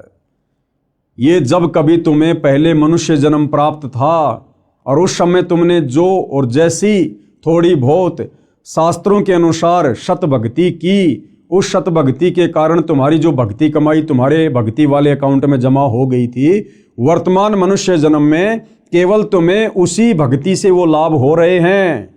जिस प्रकार भाइयों और बहनों, आपने लाइट में इन्वर्टर लगाकर बैटरी को फुल चार्ज कर लिया और लाइट अचानक से चली गई, लाइट अचानक से चली गई, आपका इन्वर्टर अभी भी उस पलक में लगा हुआ है, उस पॉइंट में लगा हुआ है जिसमें लाइट नहीं आ रही है, और आपके पंखे भी चल रहे हैं, आपकी बैटरी भी चल रही है, क्योंकि आपका इन्वर्टर काम कर रहा है, भले लाइट चली गई। अब कोई व्यक्ति ये कहे भैया ये तुम्हारी जो लाइट है, तुम्हारी जो पंखे हैं ना, ये लाइट से नहीं चल रहे, बिजली से नहीं चल रहे, क्योंकि बिजली तो आ ही नहीं रही। और वो व्यक्ति कहेगी नहीं, ये लाइट से ही चल रहे हैं, देखो मैंने मेरा इन्वर्टर लाइट में लगा रखा है। भाइयों और बहनों, वर्तमान में लाइट नहीं आ रही है, लेकिन लाइट में चार्जर लगाकर उसने जो बैटरी चार्ज कर रखी थी, उस बैटरी से फिलहाल उसको वो सुविधा मिल रही है, पंखे चल रहे हैं, ट्यूब जल रही है। और जब वो बैटरी डिस्चार्ज हो जाएगी, उस समय उसकी सारी सुविधाएं स्वतः बंद हो जाएगी। ठीक इसी प्रकार भाइयों और बहनों, वर्तमान में सतगुरु रामपाल जी के भक्तों के अलावा पृथ्वी पर कोई भी प्राणी, वो चाहे पृथ्वी लोक में हो चाहे देवलोक में हो, वो शास्त्र अनुकूल सत भक्ति नहीं कर रहे हैं। और फिर भी यदि उन्हें सर्व सुख प्राप्त हैं, तो किसी पूर्व जन्म में उन्होंने जो शास्त्र अनुकूल सत भक्ति की थी, अपनी जो बैटरी चार्ज की थी, आज अपनी खुद की वो बैटरी चार्ज की गई भक्ति कमाई खा रहे हैं, खर्च कर रहे हैं। चाहे कोई सरपंच बना हुआ है, चाहे कोई एमएलए है, एमपी है, मंत्री है, मुख्यमंत्री है, प्रधानमंत्री है या राष्ट्रपति है, जो व्यक्ति वर्तमान में सतगुरु रामपाल जी को सतगुरु धारण करके सत भक्ति नहीं कर रहा है, वो व्यक्ति अपने पूर्व जन्मों की भक्ति मलाई खा रहा है, खर्च कर रहा है। और एक दिन वो बैटरी डिस्चार्ज होगी और फिर उस व्यक्ति के ऊपर वो समस्त आपत्तियां, आपदाएं आनी शुरू हो जाएंगी, जो एक भक्तिहीन प्राणी के ऊपर ऑलरेडी आ रही है। इसलिए भाइयों और बहनों, सत भक्ति रूपी चार्जर वर्तमान में पूरी पृथ्वी पर केवल सतगुरु रामपाल जी के पास में है।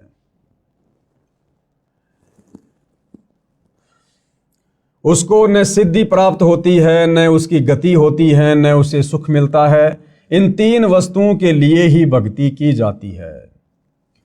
संत गरीबदास जी ने सूक्ष्म वेद में कहा है, आदि सनातन पंथ हमारा, जानत नहीं इसे संसारा।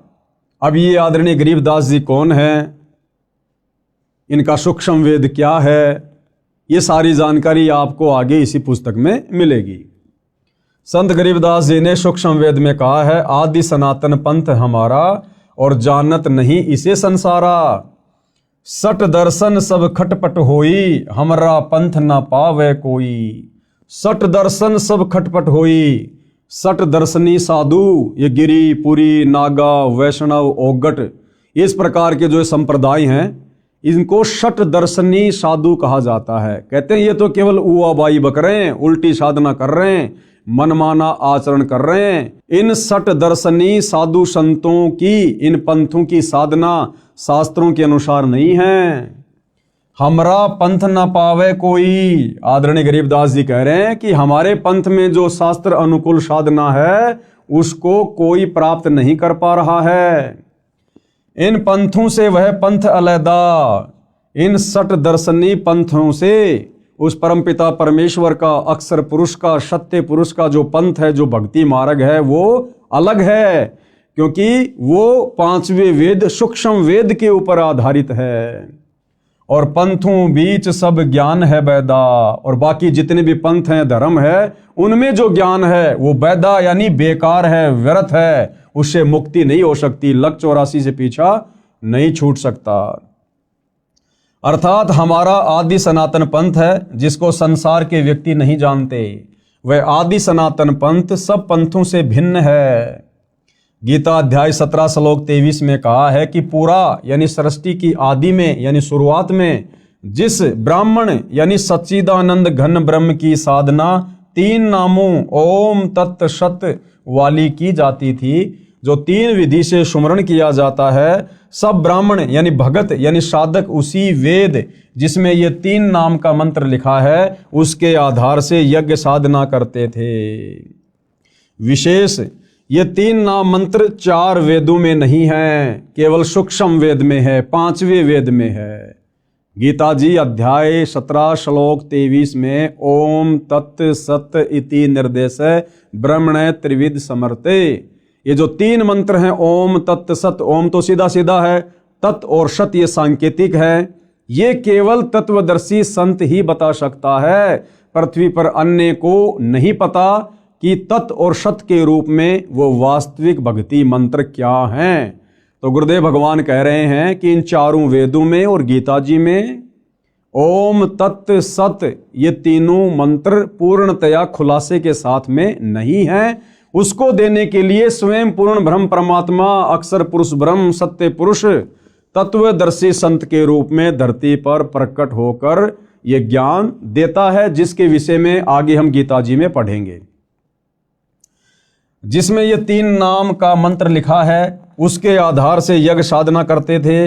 विशेष ये 3 नाम मंत्र 4 वेदों में नहीं है, ये 3 नाम मंत्र 4 वेदों में नहीं है, गीता जी में नहीं है, मुसलमानों की तौरा जबूर इंजिल और हदीसों में नहीं है, कुरान शरीफ में, कुरान मजीद में नहीं है, गुरु ग्रंथ साहिब में नहीं है, बाइबल में नहीं है।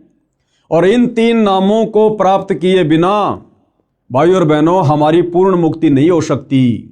हम सदा सदा के लिए काललोक से बाहर नहीं निकल सकते, उस सनातन परम धाम को प्राप्त नहीं कर सकते। अब आगे भाई और बहनों हमने बहुत ही सावधानी से इन विषयों को समझने की आवश्यकता है, क्योंकि अभी हम इस पुस्तक की भूमिका को पढ़ रहे हैं और भूमिका को समझे बिना हमें आगे पुस्तक समझ में नहीं आएगी।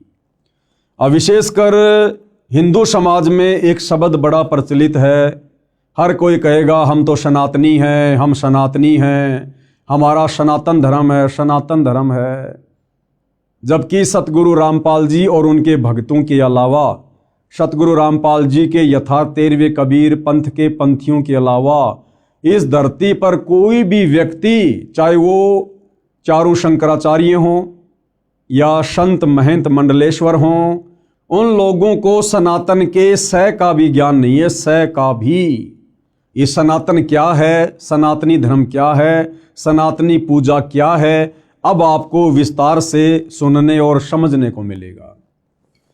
गीता अध्याय 4 श्लोक 1 और 2 में स्पष्ट किया है कि हे अर्जुन, यह योग यानी गीता वाला अर्थात 4 वेदों वाला ज्ञान, योग यानी ज्ञान भक्ति, मैंने सूर्य से कहा था।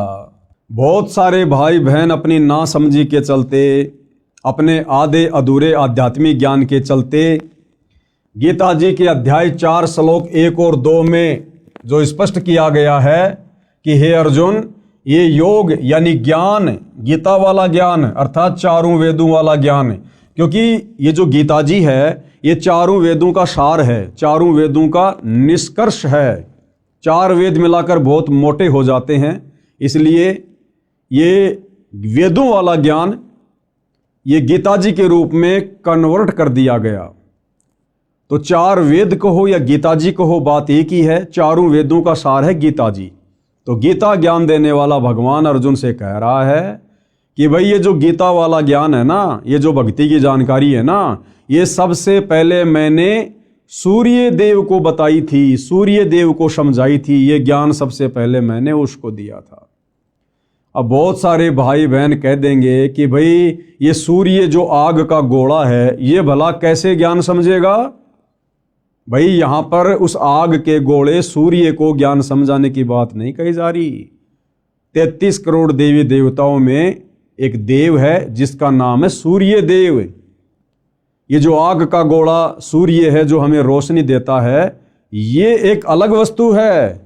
और इस आग के गोले सूर्य देव के ऊपर जिस देवता का कंट्रोल है, यानी जिस देवता के अंतर्गत ये विभाग आता है, वो सूर्य देव अलग है, वो एक देवता अलग है।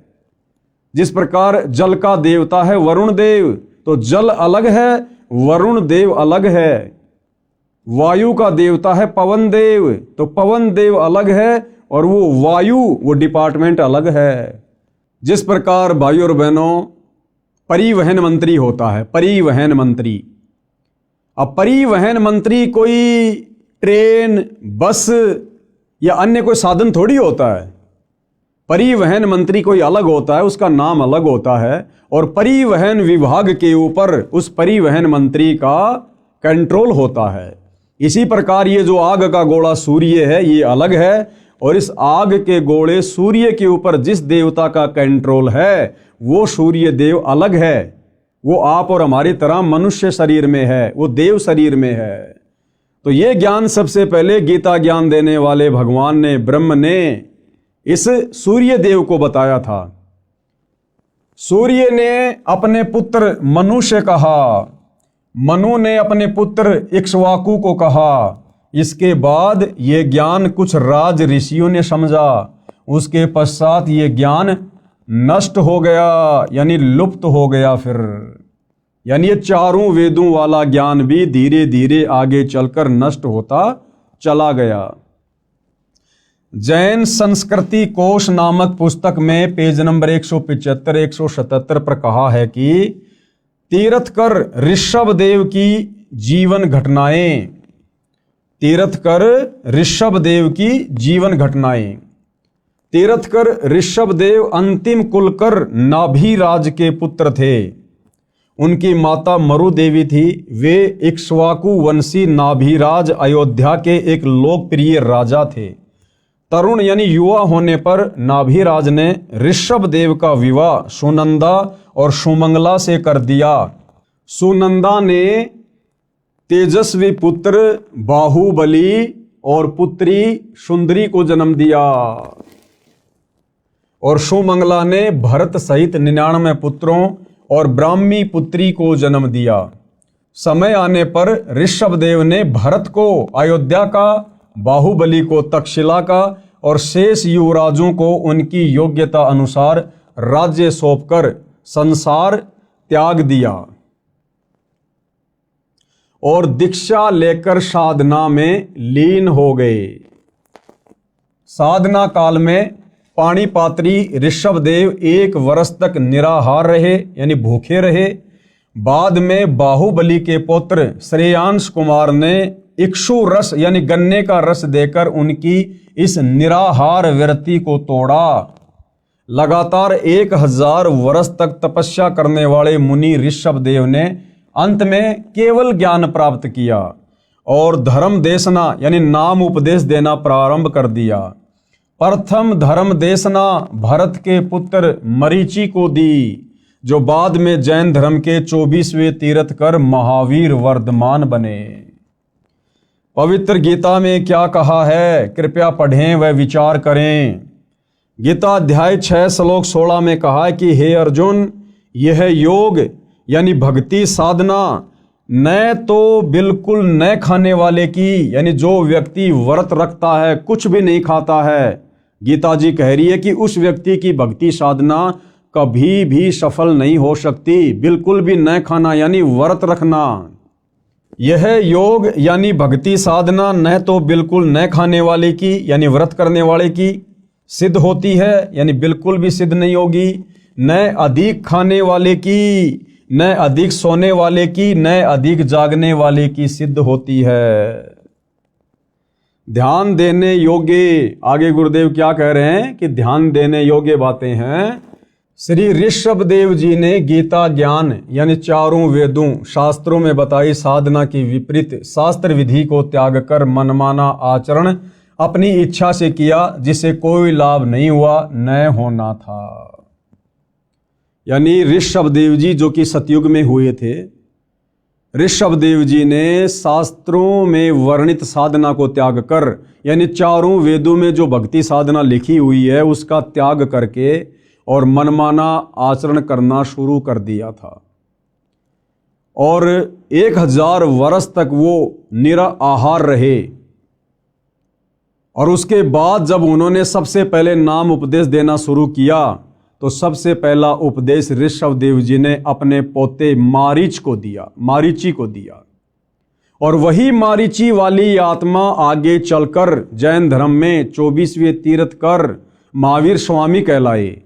तो विचार करो भाई और बहनों, जब सतयुग में ऋषभ देव जी शास्त्र विधि को त्याग कर मनमाना आचरण करना शुरू कर चुके थे, तो उनसे उपदेश प्राप्त मारीची वाली आत्मा जो आगे चलकर जैन धर्म में 24वें तीर्थकर बने महावीर स्वामी, भला उनके पास में वेदों वाली साधना कहां से होगी। और जैन धर्म की पुस्तक है आओ जैन धर्म को जाने, उस पुस्तक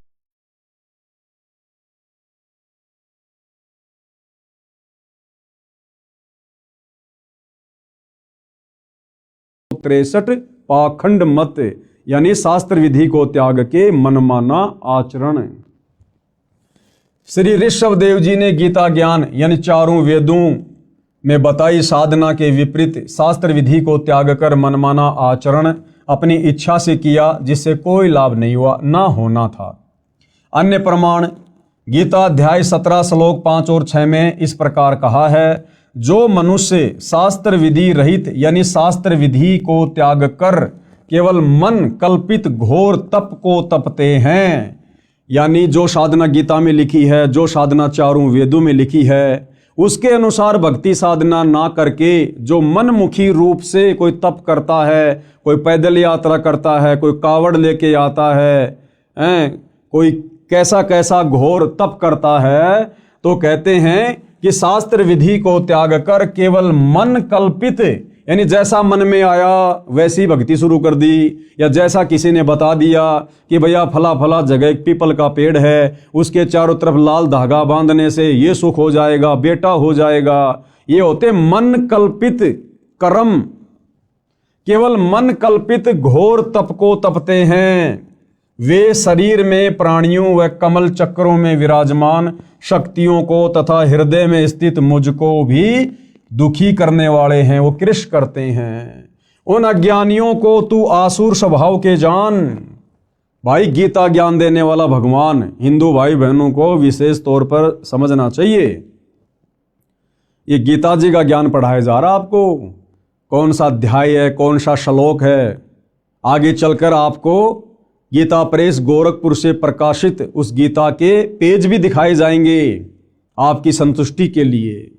तो गीता का ज्ञान देने वाला भगवान खुद कह रहा है कि जो व्यक्ति चारों वेदों में और गीता जी में जो साधना करनी चाहिए, जो लिखी हुई है, उस साधना को ना करके और मन कल्पित घोर तप करते हैं, यानी कावड़ लाना, पैदल यात्रा करना, बद्रीनाथ जाना, केदारनाथ जाना, अन्य घोर साधना करना, कहते हैं उस व्यक्ति को तू राक्षस स्वभाव का जान, आसुर प्रवृत्ति का। और गीता ज्ञान देने वाला कह रहा है कि ऐसे प्राणी इस मनुष्य शरीर में विराजमान कमल दल में देवी देवताओं को भी दुखी करते हैं। और गीता ज्ञान दाता कहता कि ऐसे आसुर स्वभाव वाले प्राणी मुझको भी दुखी करते हैं, और ऐसे व्यक्तियों को तो शरीर छोड़ने के बाद में मैं घोर नरक में डालता हूं, नरक में।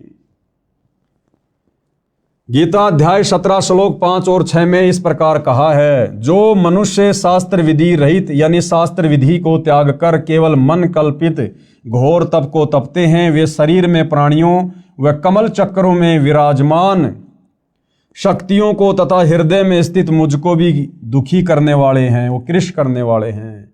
उन अज्ञानियों को तू आसुर स्वभाव के जान, यानी राक्षस प्रवृत्ति वाला जान उनको। उपरोक्त गीता शास्त्र के उल्लेख से स्पष्ट हो जाता है कि इक्ष्वाकु वंशी नाभिराज तक यानी सत्य युग में लगभग 1,00,000 वर्ष तक वेदों यानी गीता वाले ज्ञान अनुसार पूजा की जाती थी। यानी सतयुग में जिस समय अयोध्या के राजा नाभिराज थे, उस समय शास्त्रों के अनुसार साधना की जाती थी। लेकिन नाभिराज के बाद जब अयोध्या के राजा ऋषभ देव जी बने, तो ऋषभ देव जी ने ये चारों वेदों वाली साधना को त्याग दिया था और मनमाना आचरण करना शुरू कर दिया था। उपरोक्त गीता शास्त्र के उल्लेख से स्पष्ट हो जाता है कि इक्ष्वाकु वंशी नाभिराज तक यानी सतयुग में लगभग 1,00,000 वर्ष तक वेदों यानी गीता वाले ज्ञान अनुसार पूजा की जाती थी। उसके पुत्र ऋषभदेव जी से यानी नाभिराज के पुत्र ऋषभदेव जी से शास्त्र विधि त्याग कर मनमाना आचरण प्रारंभ हुआ। यानी जैन भाई जिसे अपना प्रथम तीर्थकर कहते हैं ऋषभदेव, उस ऋषभदेव ने सतयुग से ही चारों वेदों वाली साधना को छोड़कर मनमुखी साधना शुरू कर दी थी। तो गुरुदेव भगवान का कहने का मतलब है कि जब तुम्हारे प्रथम तीर्थकर ऋषभदेव ने सतयुग में ही मनमाना आचरण करना शुरू कर दिया था, जिस भक्ति के करने से ना सिद्धि मिलती है, ना रिद्धि मिलती है, ना सुख होता है, ना मोक्ष होता है, तो वर्तमान के जैन भाई महावीर स्वामी को अपना परमात्मा मानकर भगवान मानकर जो साधना कर रहे हैं, उस साधना से तो जैन समाज के भाई बंधु लाख जन्म भी सुख और मोक्ष प्राप्त नहीं कर सकते। और श्री महावीर स्वामी जी तो वैसे ही 363 और नए नए पाखंड मत चलाकर चले गए, जैसे नंगा रहना, मुंह के ऊपर पट्टी बांधना, नंगे पैर रहना, ये इस प्रकार के 363 पाखंड मत चलाकर चले गए थे। सूर्य अस्त होने से पहले भोजन कर लेना, प्याज लहसुन का प्रयोग नहीं कर लेना, ये पाखंड मत में आते हैं जो महावीर स्वामी जी ने शुरू किए। और सनातनी पूजा का अंत हुआ, यानी सतयुग में जब से ऋषभदेव जी ने शास्त्र विधि को त्याग कर मनमानी साधना शुरू की, उसी समय से सनातनी पूजा का अंत हुआ, उसी समय से सनातनी पूजा समाप्त हो गई थी। श्री ऋषभदेव जी की पूजा यानी घोर तप करना वेदों के अनुसार साधना नहीं है, इसलिए ऋषभदेव जी की भक्ति शास्त्र विधि त्याग कर मनमाना आचरण था, जिससे उनका जीवन नष्ट हो गया था। यानी ऋषभदेव जी 84 लाख योनियों में चले गए फिर गधे कुत्ते सुअर बनने के लिए, उनका मोक्ष नहीं हुआ। प्रमाण श्रीमद् भागवत सुधा सागर सुख सागर उस पुराण में इस प्रकार है। क्या लिखा हुआ है? एक समय ऋषभदेव जी मुख में पत्थर का टुकड़ा लेकर नग्न अवस्था में वन में घूम रहे थे। जंगल में आग लग गई, उस दावानल में ऋषभदेव जी जलकर मर गए। यह पौराणिक कथा है। क्या ये गति यानी मुक्ति हो गई? उसी समय से ये शास्त्र विधि त्याग कर मनमाना आचरण सब ऋषि जन करने लगे। प्रमाण के लिए किसी भी पुराण को पढ़ो, लिखा है कि उस ऋषि ने इतने वर्ष घोर तप किया, उसने इतने वर्ष तक तप किया आदि आदि, फिर वे शास्त्र विधि विरुद्ध साधक ऋषिजन अपना अपना अनुभव जो शास्त्र विरुद्ध साधना से हुआ उसका कथन करने लगे। अन्य ऋषिजन एक दूसरे की सुनकर आगे उन्हीं शास्त्रों के विपरीत ज्ञान को सुनाने लगे, जिनसे 18 पुराण बन गए। यानी सतयुग में अयोध्या के राजा ऋषभदेव जी ने चारों वेदों वाली साधना को त्याग कर जो मनमाना आचरण किया, पाखंड किया, आडंबर किया, उसको आधार बनाकर फिर आगे ऋषि मुनि साधु संत महात्माओं ने वैसी भक्ति करनी शुरू कर दी ऋषभदेव जैसी वाली। घर परिवार को छोड़कर संन्यास लेकर जंगलों में चले जाते थे, गुफाओं में रहा करते थे, घोर तप किया करते थे, जिस घोर तप को तपने के लिए गीता जी मना कर रही है। और आगे चलकर उन साधु संत महात्माओं को समाधि अवस्था में जैसा भी अनुभव प्राप्त हुआ, ये काल ऐसे सबको भ्रमित रखता है।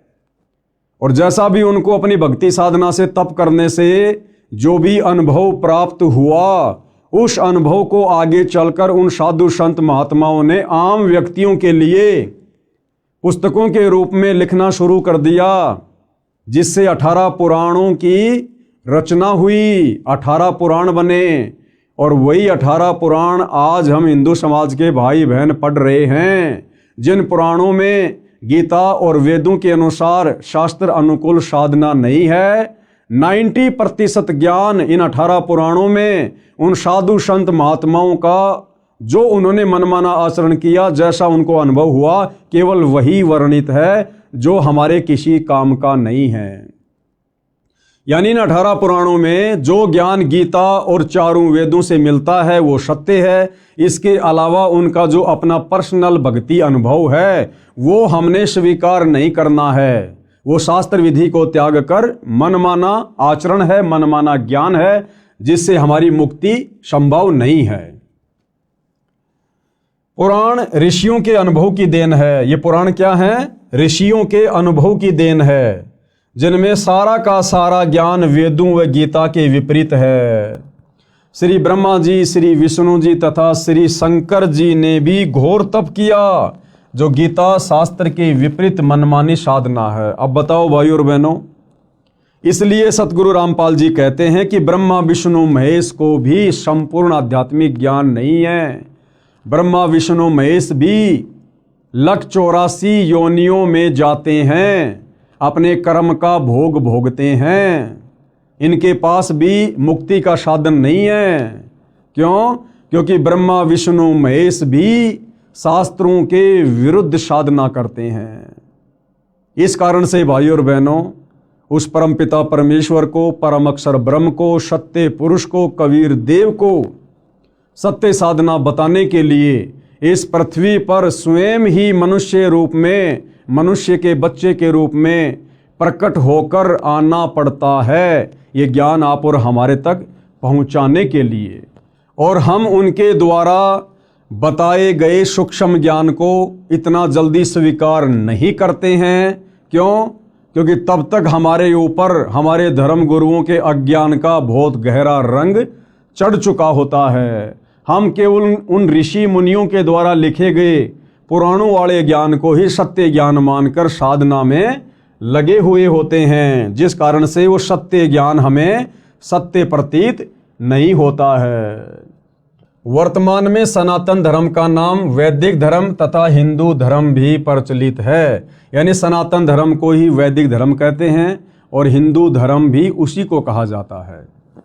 आदि शंकराचार्य जी ने देवी देवताओं की पूजा का विधान बताया और पुराणों के ज्ञान को सनातन धर्म यानी हिंदू धर्म में दृढ़ता के साथ प्रवेश कर दिया। ये जो हिंदू धर्म है, इसकी शुरुआत आदि शंकराचार्य जी से हुई।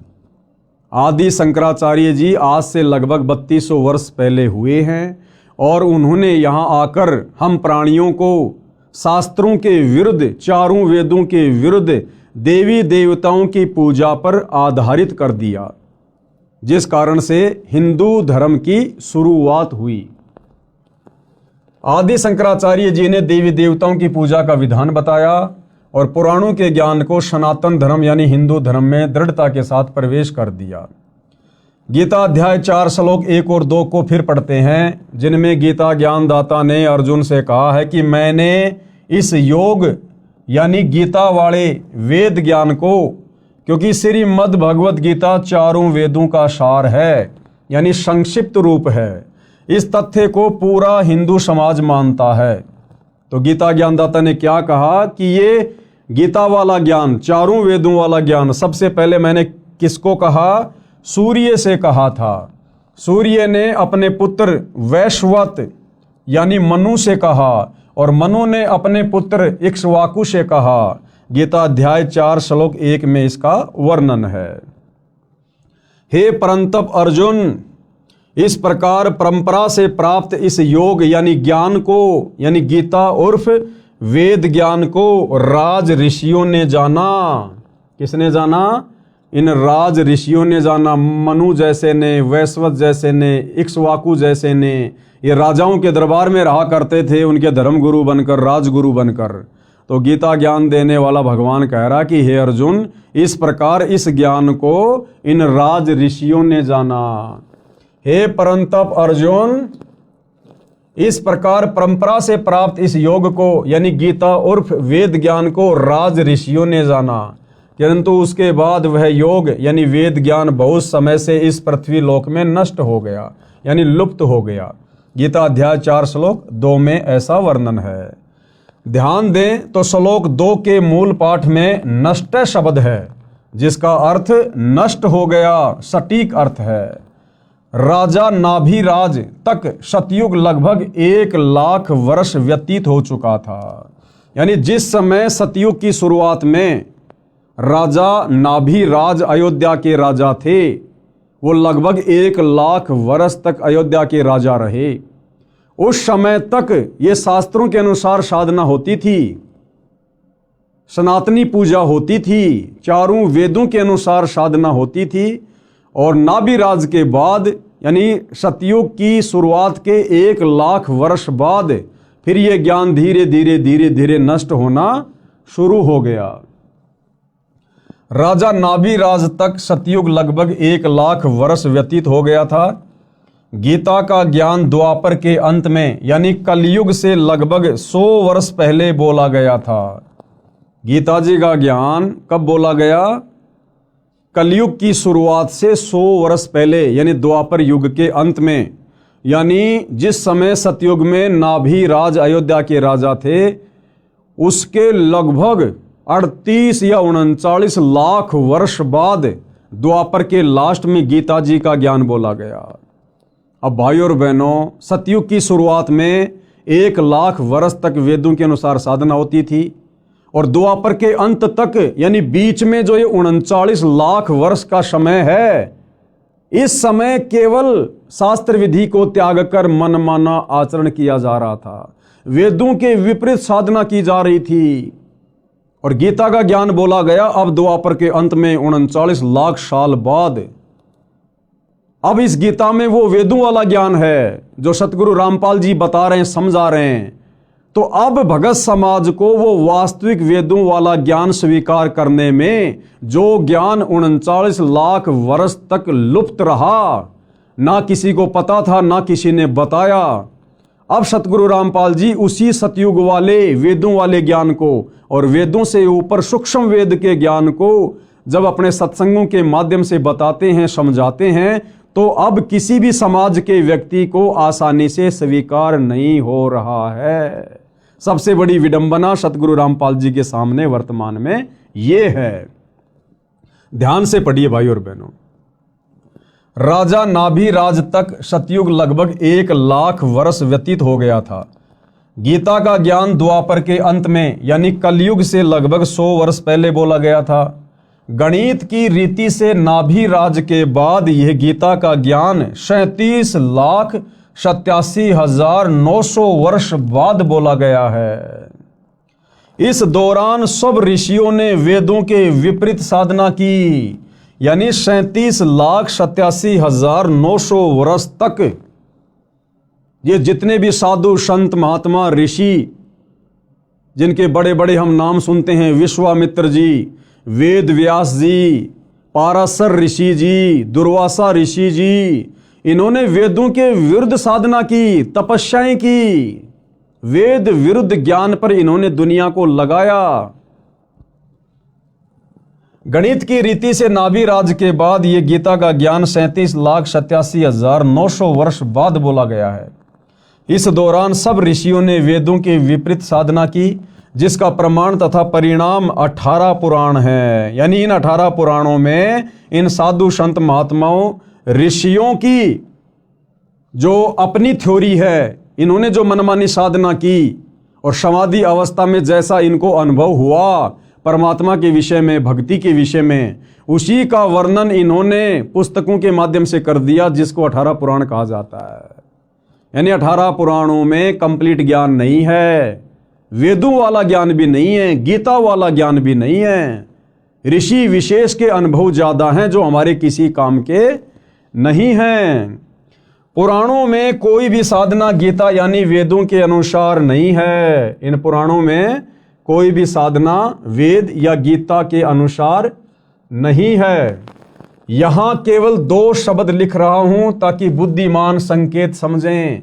विस्तार से इस पुस्तक में आगे लिखा है।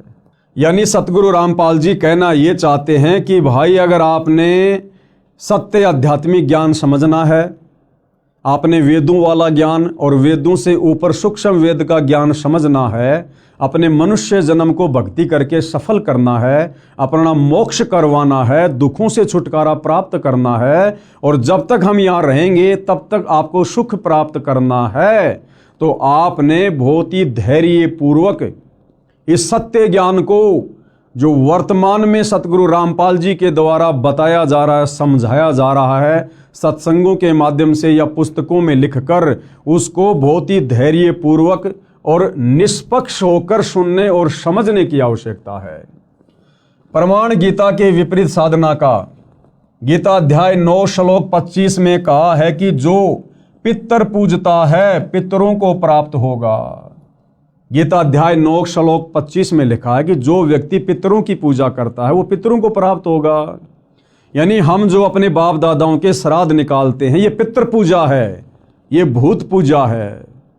हमारे पूर्वज शास्त्रों के विरुद्ध साधना करके वो पितृ बन गए, जिनके हम श्राद्ध निकाल रहे हैं वो भूत बने हुए हैं।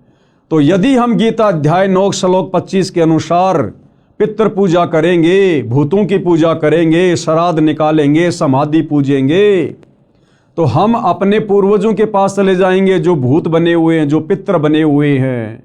और पितृ तो वैसे महादुखी, तो भला कैसे हमारी मुक्ति होगी। इसलिए हमने बहुत ही धैर्यपूर्वक संत रामपाल जी के ज्ञान को सुनना और समझना पड़ेगा। गीता अध्याय 9 श्लोक 25 में कहा है कि जो पितृ पूजता है पितरों को प्राप्त होगा, यानी वो पितृ बनेगा। भूत पूजने वाला भूतों को प्राप्त होगा, यानी भूत बनेगा। और देवताओं को पूजने वाला देवताओं को प्राप्त होगा, यानी देवताओं के पास जाएगा। और मेरा भगत मुझे प्राप्त होगा। और जो देवताओं की पूजा करेंगे वो देवताओं के लोक में जाएंगे, देवताओं के लोक में जाकर उनके नौकर बनेंगे, उनके गण बनेंगे। और गीता ज्ञानदाता कहता है कि जो मेरी पूजा करेगा, इसकी पूजा गीता अध्याय 8 श्लोक नंबर 13 में लिखी हुई है कि ओम इति एक अक्षर ब्रह्म व्यवहारण माम अनुस्मरण ये प्रयाति तजन देहम सयाति परमाम गतम। कि भाई अर्जुन, मुझ ब्रह्म की साधना का एक ओम मंत्र है, और जो व्यक्ति अंतिम श्वास तक ओम नाम की साधना विधिवत करता है मर्यादाओं में रहकर, शरीर छूटने के बाद वो मेरे ब्रह्मलोक में आता है। और गीता अध्याय 8 श्लोक नंबर 16 में ब्रह्म कह रहा है कि मेरे लोक में आने वाला भी वापस नीचे जाता है, नरक भोगता है, 84 में जाता है। यानी पूर्ण मुक्ति ब्रह्म के ब्रह्मलोक में भी नहीं है। देवताओं को पूजने वाला देवताओं को प्राप्त होगा, यानी देवताओं के पास जाएगा। और गीता ज्ञान देने वाला कह रहा है कि मेरा भगत मुझे प्राप्त होगा। यदि पवित्र हिंदू धर्म की पूजाओं पर दृष्टि दौड़ाई जाए, यानी वर्तमान में हिंदू समाज जो भक्ति साधना कर रहा है, हमारे ये जितने भी धर्म गुरु हैं, शंकराचार्यों से लेकर छोटे मोटे संत महंत मंडलेश्वर, ये जो साधना हमसे करवा रहे हैं, तो पता चलता है कि लगभग पूरा हिंदू समाज पितृ पूजा, भूत पूजा, देवी देवताओं की पूजा करता है, जो शास्त्र विधि त्याग कर मनमाना आचरण होने से गीता अध्याय 16 श्लोक 23 के अनुसार व्यर्थ प्रयत्न है। यानी वर्तमान हिंदू समाज में जो साधना प्रचलित है, उस साधना के करने से हमें किसी भी प्रकार से रिद्धि सिद्धि या मोक्ष प्राप्त सौपन में भी नहीं हो सकता है। सनातनी पूजा का पुनः उत्थान अब सतगुरु रामपाल जी के प्रयासों से, उनके भक्तों के द्वारा दिन रात उनकी पुस्तकों का, उनके सत्संगों का जो प्रचार प्रसार किया जा रहा है, जिस ज्ञान को आम समाज में उतारा जा रहा है, तो ये सतगुरु रामपाल जी का एक प्रयास है कि दोबारा से सनातनी पूजा का उत्थान किया जाए। यानी दोबारा से लोगों को वेदों की ओर लेकर जाया जाए। ये बाकी जितने भी लोग सनातन की बात करते हैं, सनातनी होने की बात करते हैं, सनातन का झंडा लेकर कहीं भी खड़े हो जाते हैं, रैलियां निकालते हैं, इन लोगों को तो सनातन के सह का भी ज्ञान नहीं है, सह का भी, कि सनातन होता क्या है। असल में सनातनी पूजा का उत्थान, यानी सनातन धर्म में सनातनी पूजा को सतगुरु रामपाल जी पुनः खड़ा करने में लगे हुए हैं। अब ये बात उनके सत्संग सुनने से और इन पुस्तकों को अच्छे से देखने, सुनने और पढ़ने से समझ में आएगी। सनातनी पूजा का उत्थान, मैं यानी लेखक कौन? सतगुरु रामपाल जी। मैं तथा 90% मेरे अनुयायी हिंदू हैं। हमने शास्त्र विधि रहित साधना त्याग दी, यानी जो साधना शास्त्रों में नहीं है, वेदों में नहीं है, जिस भक्ति के करने का विधान शास्त्रों में नहीं है, ना गीता में ना वेदों में, जैसे राधे राधे श्याम मिला दे, ओम नमो भागवते वासुदेवाय नमः, ये व्रत रखना, पितृ पूजना, श्राद्ध निकालना, समाधि पूजना, कावड़ लेके आना, पैदल यात्रा करना, मंदिरों को पूजना, मस्जिदों को पूजना, इस प्रकार की जो साधना है वो सतगुरु रामपाल जी के पंथ में उनका कोई भी अनुयायी नहीं करता है, क्योंकि ये सभी प्रकार की पूजा साधना शास्त्र विधि को त्याग कर मनमाना आचरण है। मैं यानी सतगुरु रामपाल जी तथा 90% मेरे अनुयायी हिंदू हैं। हमने शास्त्र विधि रहित साधना त्याग दी है, शास्त्रों को अच्छी तरह पढ़ा व समझा है, उसके पश्चात शास्त्रोक्त साधना प्रारंभ की है। कि हम लोगों ने ये देखा देखी में भक्ति शुरू नहीं की है। हम सतगुरु रामपाल जी के जितने भी फॉलोवर हैं, हम लोग कोई अनपढ़ गवार मूर्ख नहीं हैं, बहुत अच्छे पढ़े पढ़े लोग हैं। और हमने ये भक्ति साधना सतगुरु रामपाल जी से आंख बंद करके स्वीकार नहीं की है। सतगुरु रामपाल जी ने प्रोजेक्टर पर, टीवी चैनलों पर सौ प्रमाण दिए हैं, गीता से, वेद से, कुरान से, पुराण से, सभी धर्म ग्रंथों से, और साबित किया है कि जो साधना वर्तमान में उनके पास है वो पृथ्वी पर किसी अन्य साधु संत महात्मा के पास नहीं है। इसलिए हम लोगों ने अपनी आंखों से सौ प्रमाण देखकर सतगुरु रामपाल जी की शास्त्र अनुकूल सत्य साधना ग्रहण की है, जो कि सर्व शास्त्रों से प्रमाणित है। वह इस प्रकार है। गीता अध्याय 4 श्लोक 34 को भी पढ़ें, जिसमें कहा है कि उस ज्ञान को, सूक्ष्म वेद वाले ज्ञान को तू तत्वदर्शी संतों के पास जाकर प्राप्त कर। अब देखो भाइयों और बहनों, गीता का ज्ञान देने वाला भगवान, आप चाहे उसको श्री कृष्ण कहो, चाहे उसको ब्रह्म कहो, गीता अध्याय 4 श्लोक 34 में क्या कह रहा है, जिसमें कहा है कि उस ज्ञान को, कौन से ज्ञान को? सूक्ष्म वेद वाले ज्ञान को। चारों वेदों का जो पिता है, 5वां वेद सूक्ष्म वेद, गीता ज्ञान देने वाला भगवान कह रहा कि हे अर्जुन, उस सूक्ष्म वेद वाले ज्ञान को तू तत्वदर्शी संतों के पास जाकर प्राप्त कर। अब विचार करो भाई और बहनों, जब गीता का ज्ञान देने वाला भगवान अपने हाथ खड़े कर रहा है कि हे अर्जुन, उस सूक्ष्म वेद वाले ज्ञान को, उस तत्व ज्ञान को, जिससे पूर्ण मुक्ति होगी, पूर्ण मोक्ष होगा, कभी 84 में नहीं जाना पड़ेगा, उस ज्ञान को अर्जुन तू किसी तत्वदर्शी संतों के पास जाकर समझ। यानी वो वास्तविक ज्ञान, सूक्ष्म वेद वाला ज्ञान, मुक्ति का ज्ञान गीता ज्ञान देने वाले भगवान के पास भी नहीं है। अन्यथा उस ज्ञान की प्राप्ति के लिए अर्जुन को तत्वदर्शी संतों की शरण में जाने को नहीं बोलता। अगर गीता ज्ञान दाता के पास वो ज्ञान होता, अगर गीता ज्ञान देने वाला भगवान तत्वदर्शी होता, तो कह देता कि अर्जुन ले बैठ सामने, मैं तेरे को सत्संग करके सुनाता हूं वो ज्ञान। लेकिन गीता ज्ञान दाता ने स्पष्ट कर दिया कि भाई वो ज्ञान मेरे पास भी नहीं है जिससे पूर्ण मोक्ष हो जाए, पूर्ण मुक्ति हो जाए, जन्म मरण सदा के लिए समाप्त हो जाए, ये जीवात्मा मुक्त होकर सनातन परम धाम सतलोक में चली जाए। कहते हैं उसके लिए तू किसी तत्वदर्शी संत के पास जा। और भाई और बहनों, वो तत्वदर्शी संत जिसकी तरफ संकेत गीता ज्ञान देने वाला भगवान गीता अध्याय 4 श्लोक 34 में कर रहा है, वर्तमान में निसंदेह इस पृथ्वी पर सतगुरु रामपाल जी हैं, जिन्होंने चारों वेदों को, गीता जी को, कुरान, बाइबल, तौरेत, जबूर, इंजिल, हदीसें, गुरु ग्रंथ साहिब, 18 पुराण, सभी धर्मों के सभी शास्त्रों का निचोड़ निकाल के रख दिया है। जो निचोड़, जो निष्कर्ष हमारे धर्म के धर्म गुरु लाखों वर्षों से नहीं निकाल पाए, समाज को नहीं दे पाए, वो निष्कर्ष अध्यात्म का, भक्ति का इन्हीं धर्मशास्त्रों से सतगुरु रामपाल जी ने निकाल कर अपने सत्संगों में डाल दिया है, अपनी पुस्तकों में लिख दिया है। अब यदि आवश्यकता है तो उनके सत्संग सुनने की, उनके कर कमल से लिखित पुस्तकों को धैर्यपूर्वक पढ़ने की। तो क्या कहा जा रहा है? गीता अध्याय 4 श्लोक 34 को भी पढ़ें, जिसमें कहा है कि उस ज्ञान को, यानी सूक्ष्म वेद वाले ज्ञान को तू तत्वदर्शी संतों के पास जाकर प्राप्त कर। विचारणीय विषय ये है कि तत्व ज्ञान गीता में नहीं है। भाइयों और बहनों, अगर गीता में वो तत्व ज्ञान होता तो गीता ज्ञान देने वाला भगवान ये कभी भी नहीं कहता कि अर्जुन तू उस ज्ञान को तत्वदर्शी संतों के पास जाकर प्राप्त कर।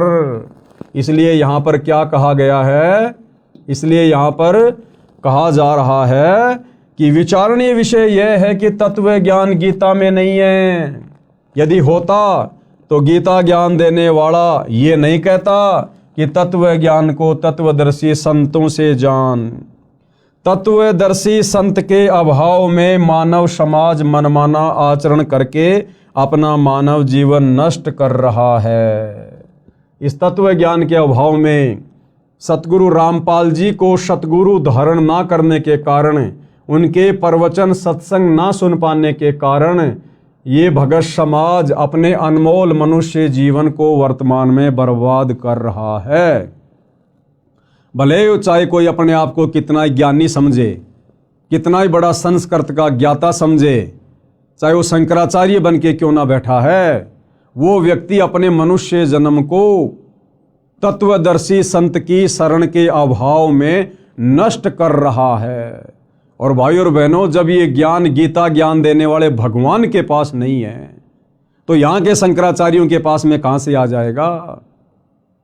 और शंकराचार्यों के पास नहीं है तो आम हिंदू समाज में ये ज्ञान कहाँ से आ जाएगा। तो सब लोग शास्त्र विधि को त्याग कर मनमाना आचरण करने में लगे हुए हैं, जिसका नतीजा अंत में नरक भोगना पड़ेगा। 184 योनियों में गधे कुत्ते सूअर के शरीरों में कष्ट उठाना पड़ेगा और युगो युगो यूं ही भूत प्रेत पितर बनकर भटकना पड़ेगा। जब गीता अध्याय 4 श्लोक 34 वाला तत्वदर्शी संत मिल जाता है, वह संपूर्ण अध्यात्म ज्ञान बताता है, जिसको सुन समझकर बुद्धिमान अपनी साधना शास्त्रों के अनुसार करता है, जीवन धन्य कर लेता है, एक धर्म यानी मानव धर्म बन जाता है। और सतगुरु रामपाल जी का नारा है, जब आप उनके कर कमल से लिखित पवित्र पुस्तक ज्ञान गंगा को पढ़ेंगे तो ज्ञान गंगा पुस्तक को खोलने से पहले ऊपर कवर पर लिखा है कि जीव हमारी जाति है और मानव धर्म हमारा। कौन सा? मानव। जीव हमारी जाति है, मानव धर्म हमारा। हिंदू मुस्लिम सिख ईसाई धर्म नहीं कोई न्यारा। संत गरीबदास जी गांव छुडानी जिला झज्जर हरियाणा भारत ने अपनी अमृतवाणी में कहा है कि गरीब ऐसा निर्मल नाम है, निर्मल करे शरीर, और ज्ञान मंडलीक हैं चकवे ज्ञान कबीर। आदरणीय गरीबदास जी को जब कबीर परमात्मा यानी परम अक्षर ब्रह्म सत्य पुरुष मिले, उनको सतलोक दिखाया, उनको ज्ञान दिया, उनका ज्ञान योग खोला, तो अपने परमपिता परमेश्वर कबीर साहिब की महिमा करते हुए, उनके तत्व ज्ञान का बखान करते हुए गरीबदास जी ने अपनी वाणी में क्या कहा है? गरीब ऐसा निर्मल ज्ञान है कि उस कबीर परमात्मा का ज्ञान ऐसा निर्मल है, ऐसा प्यारा है।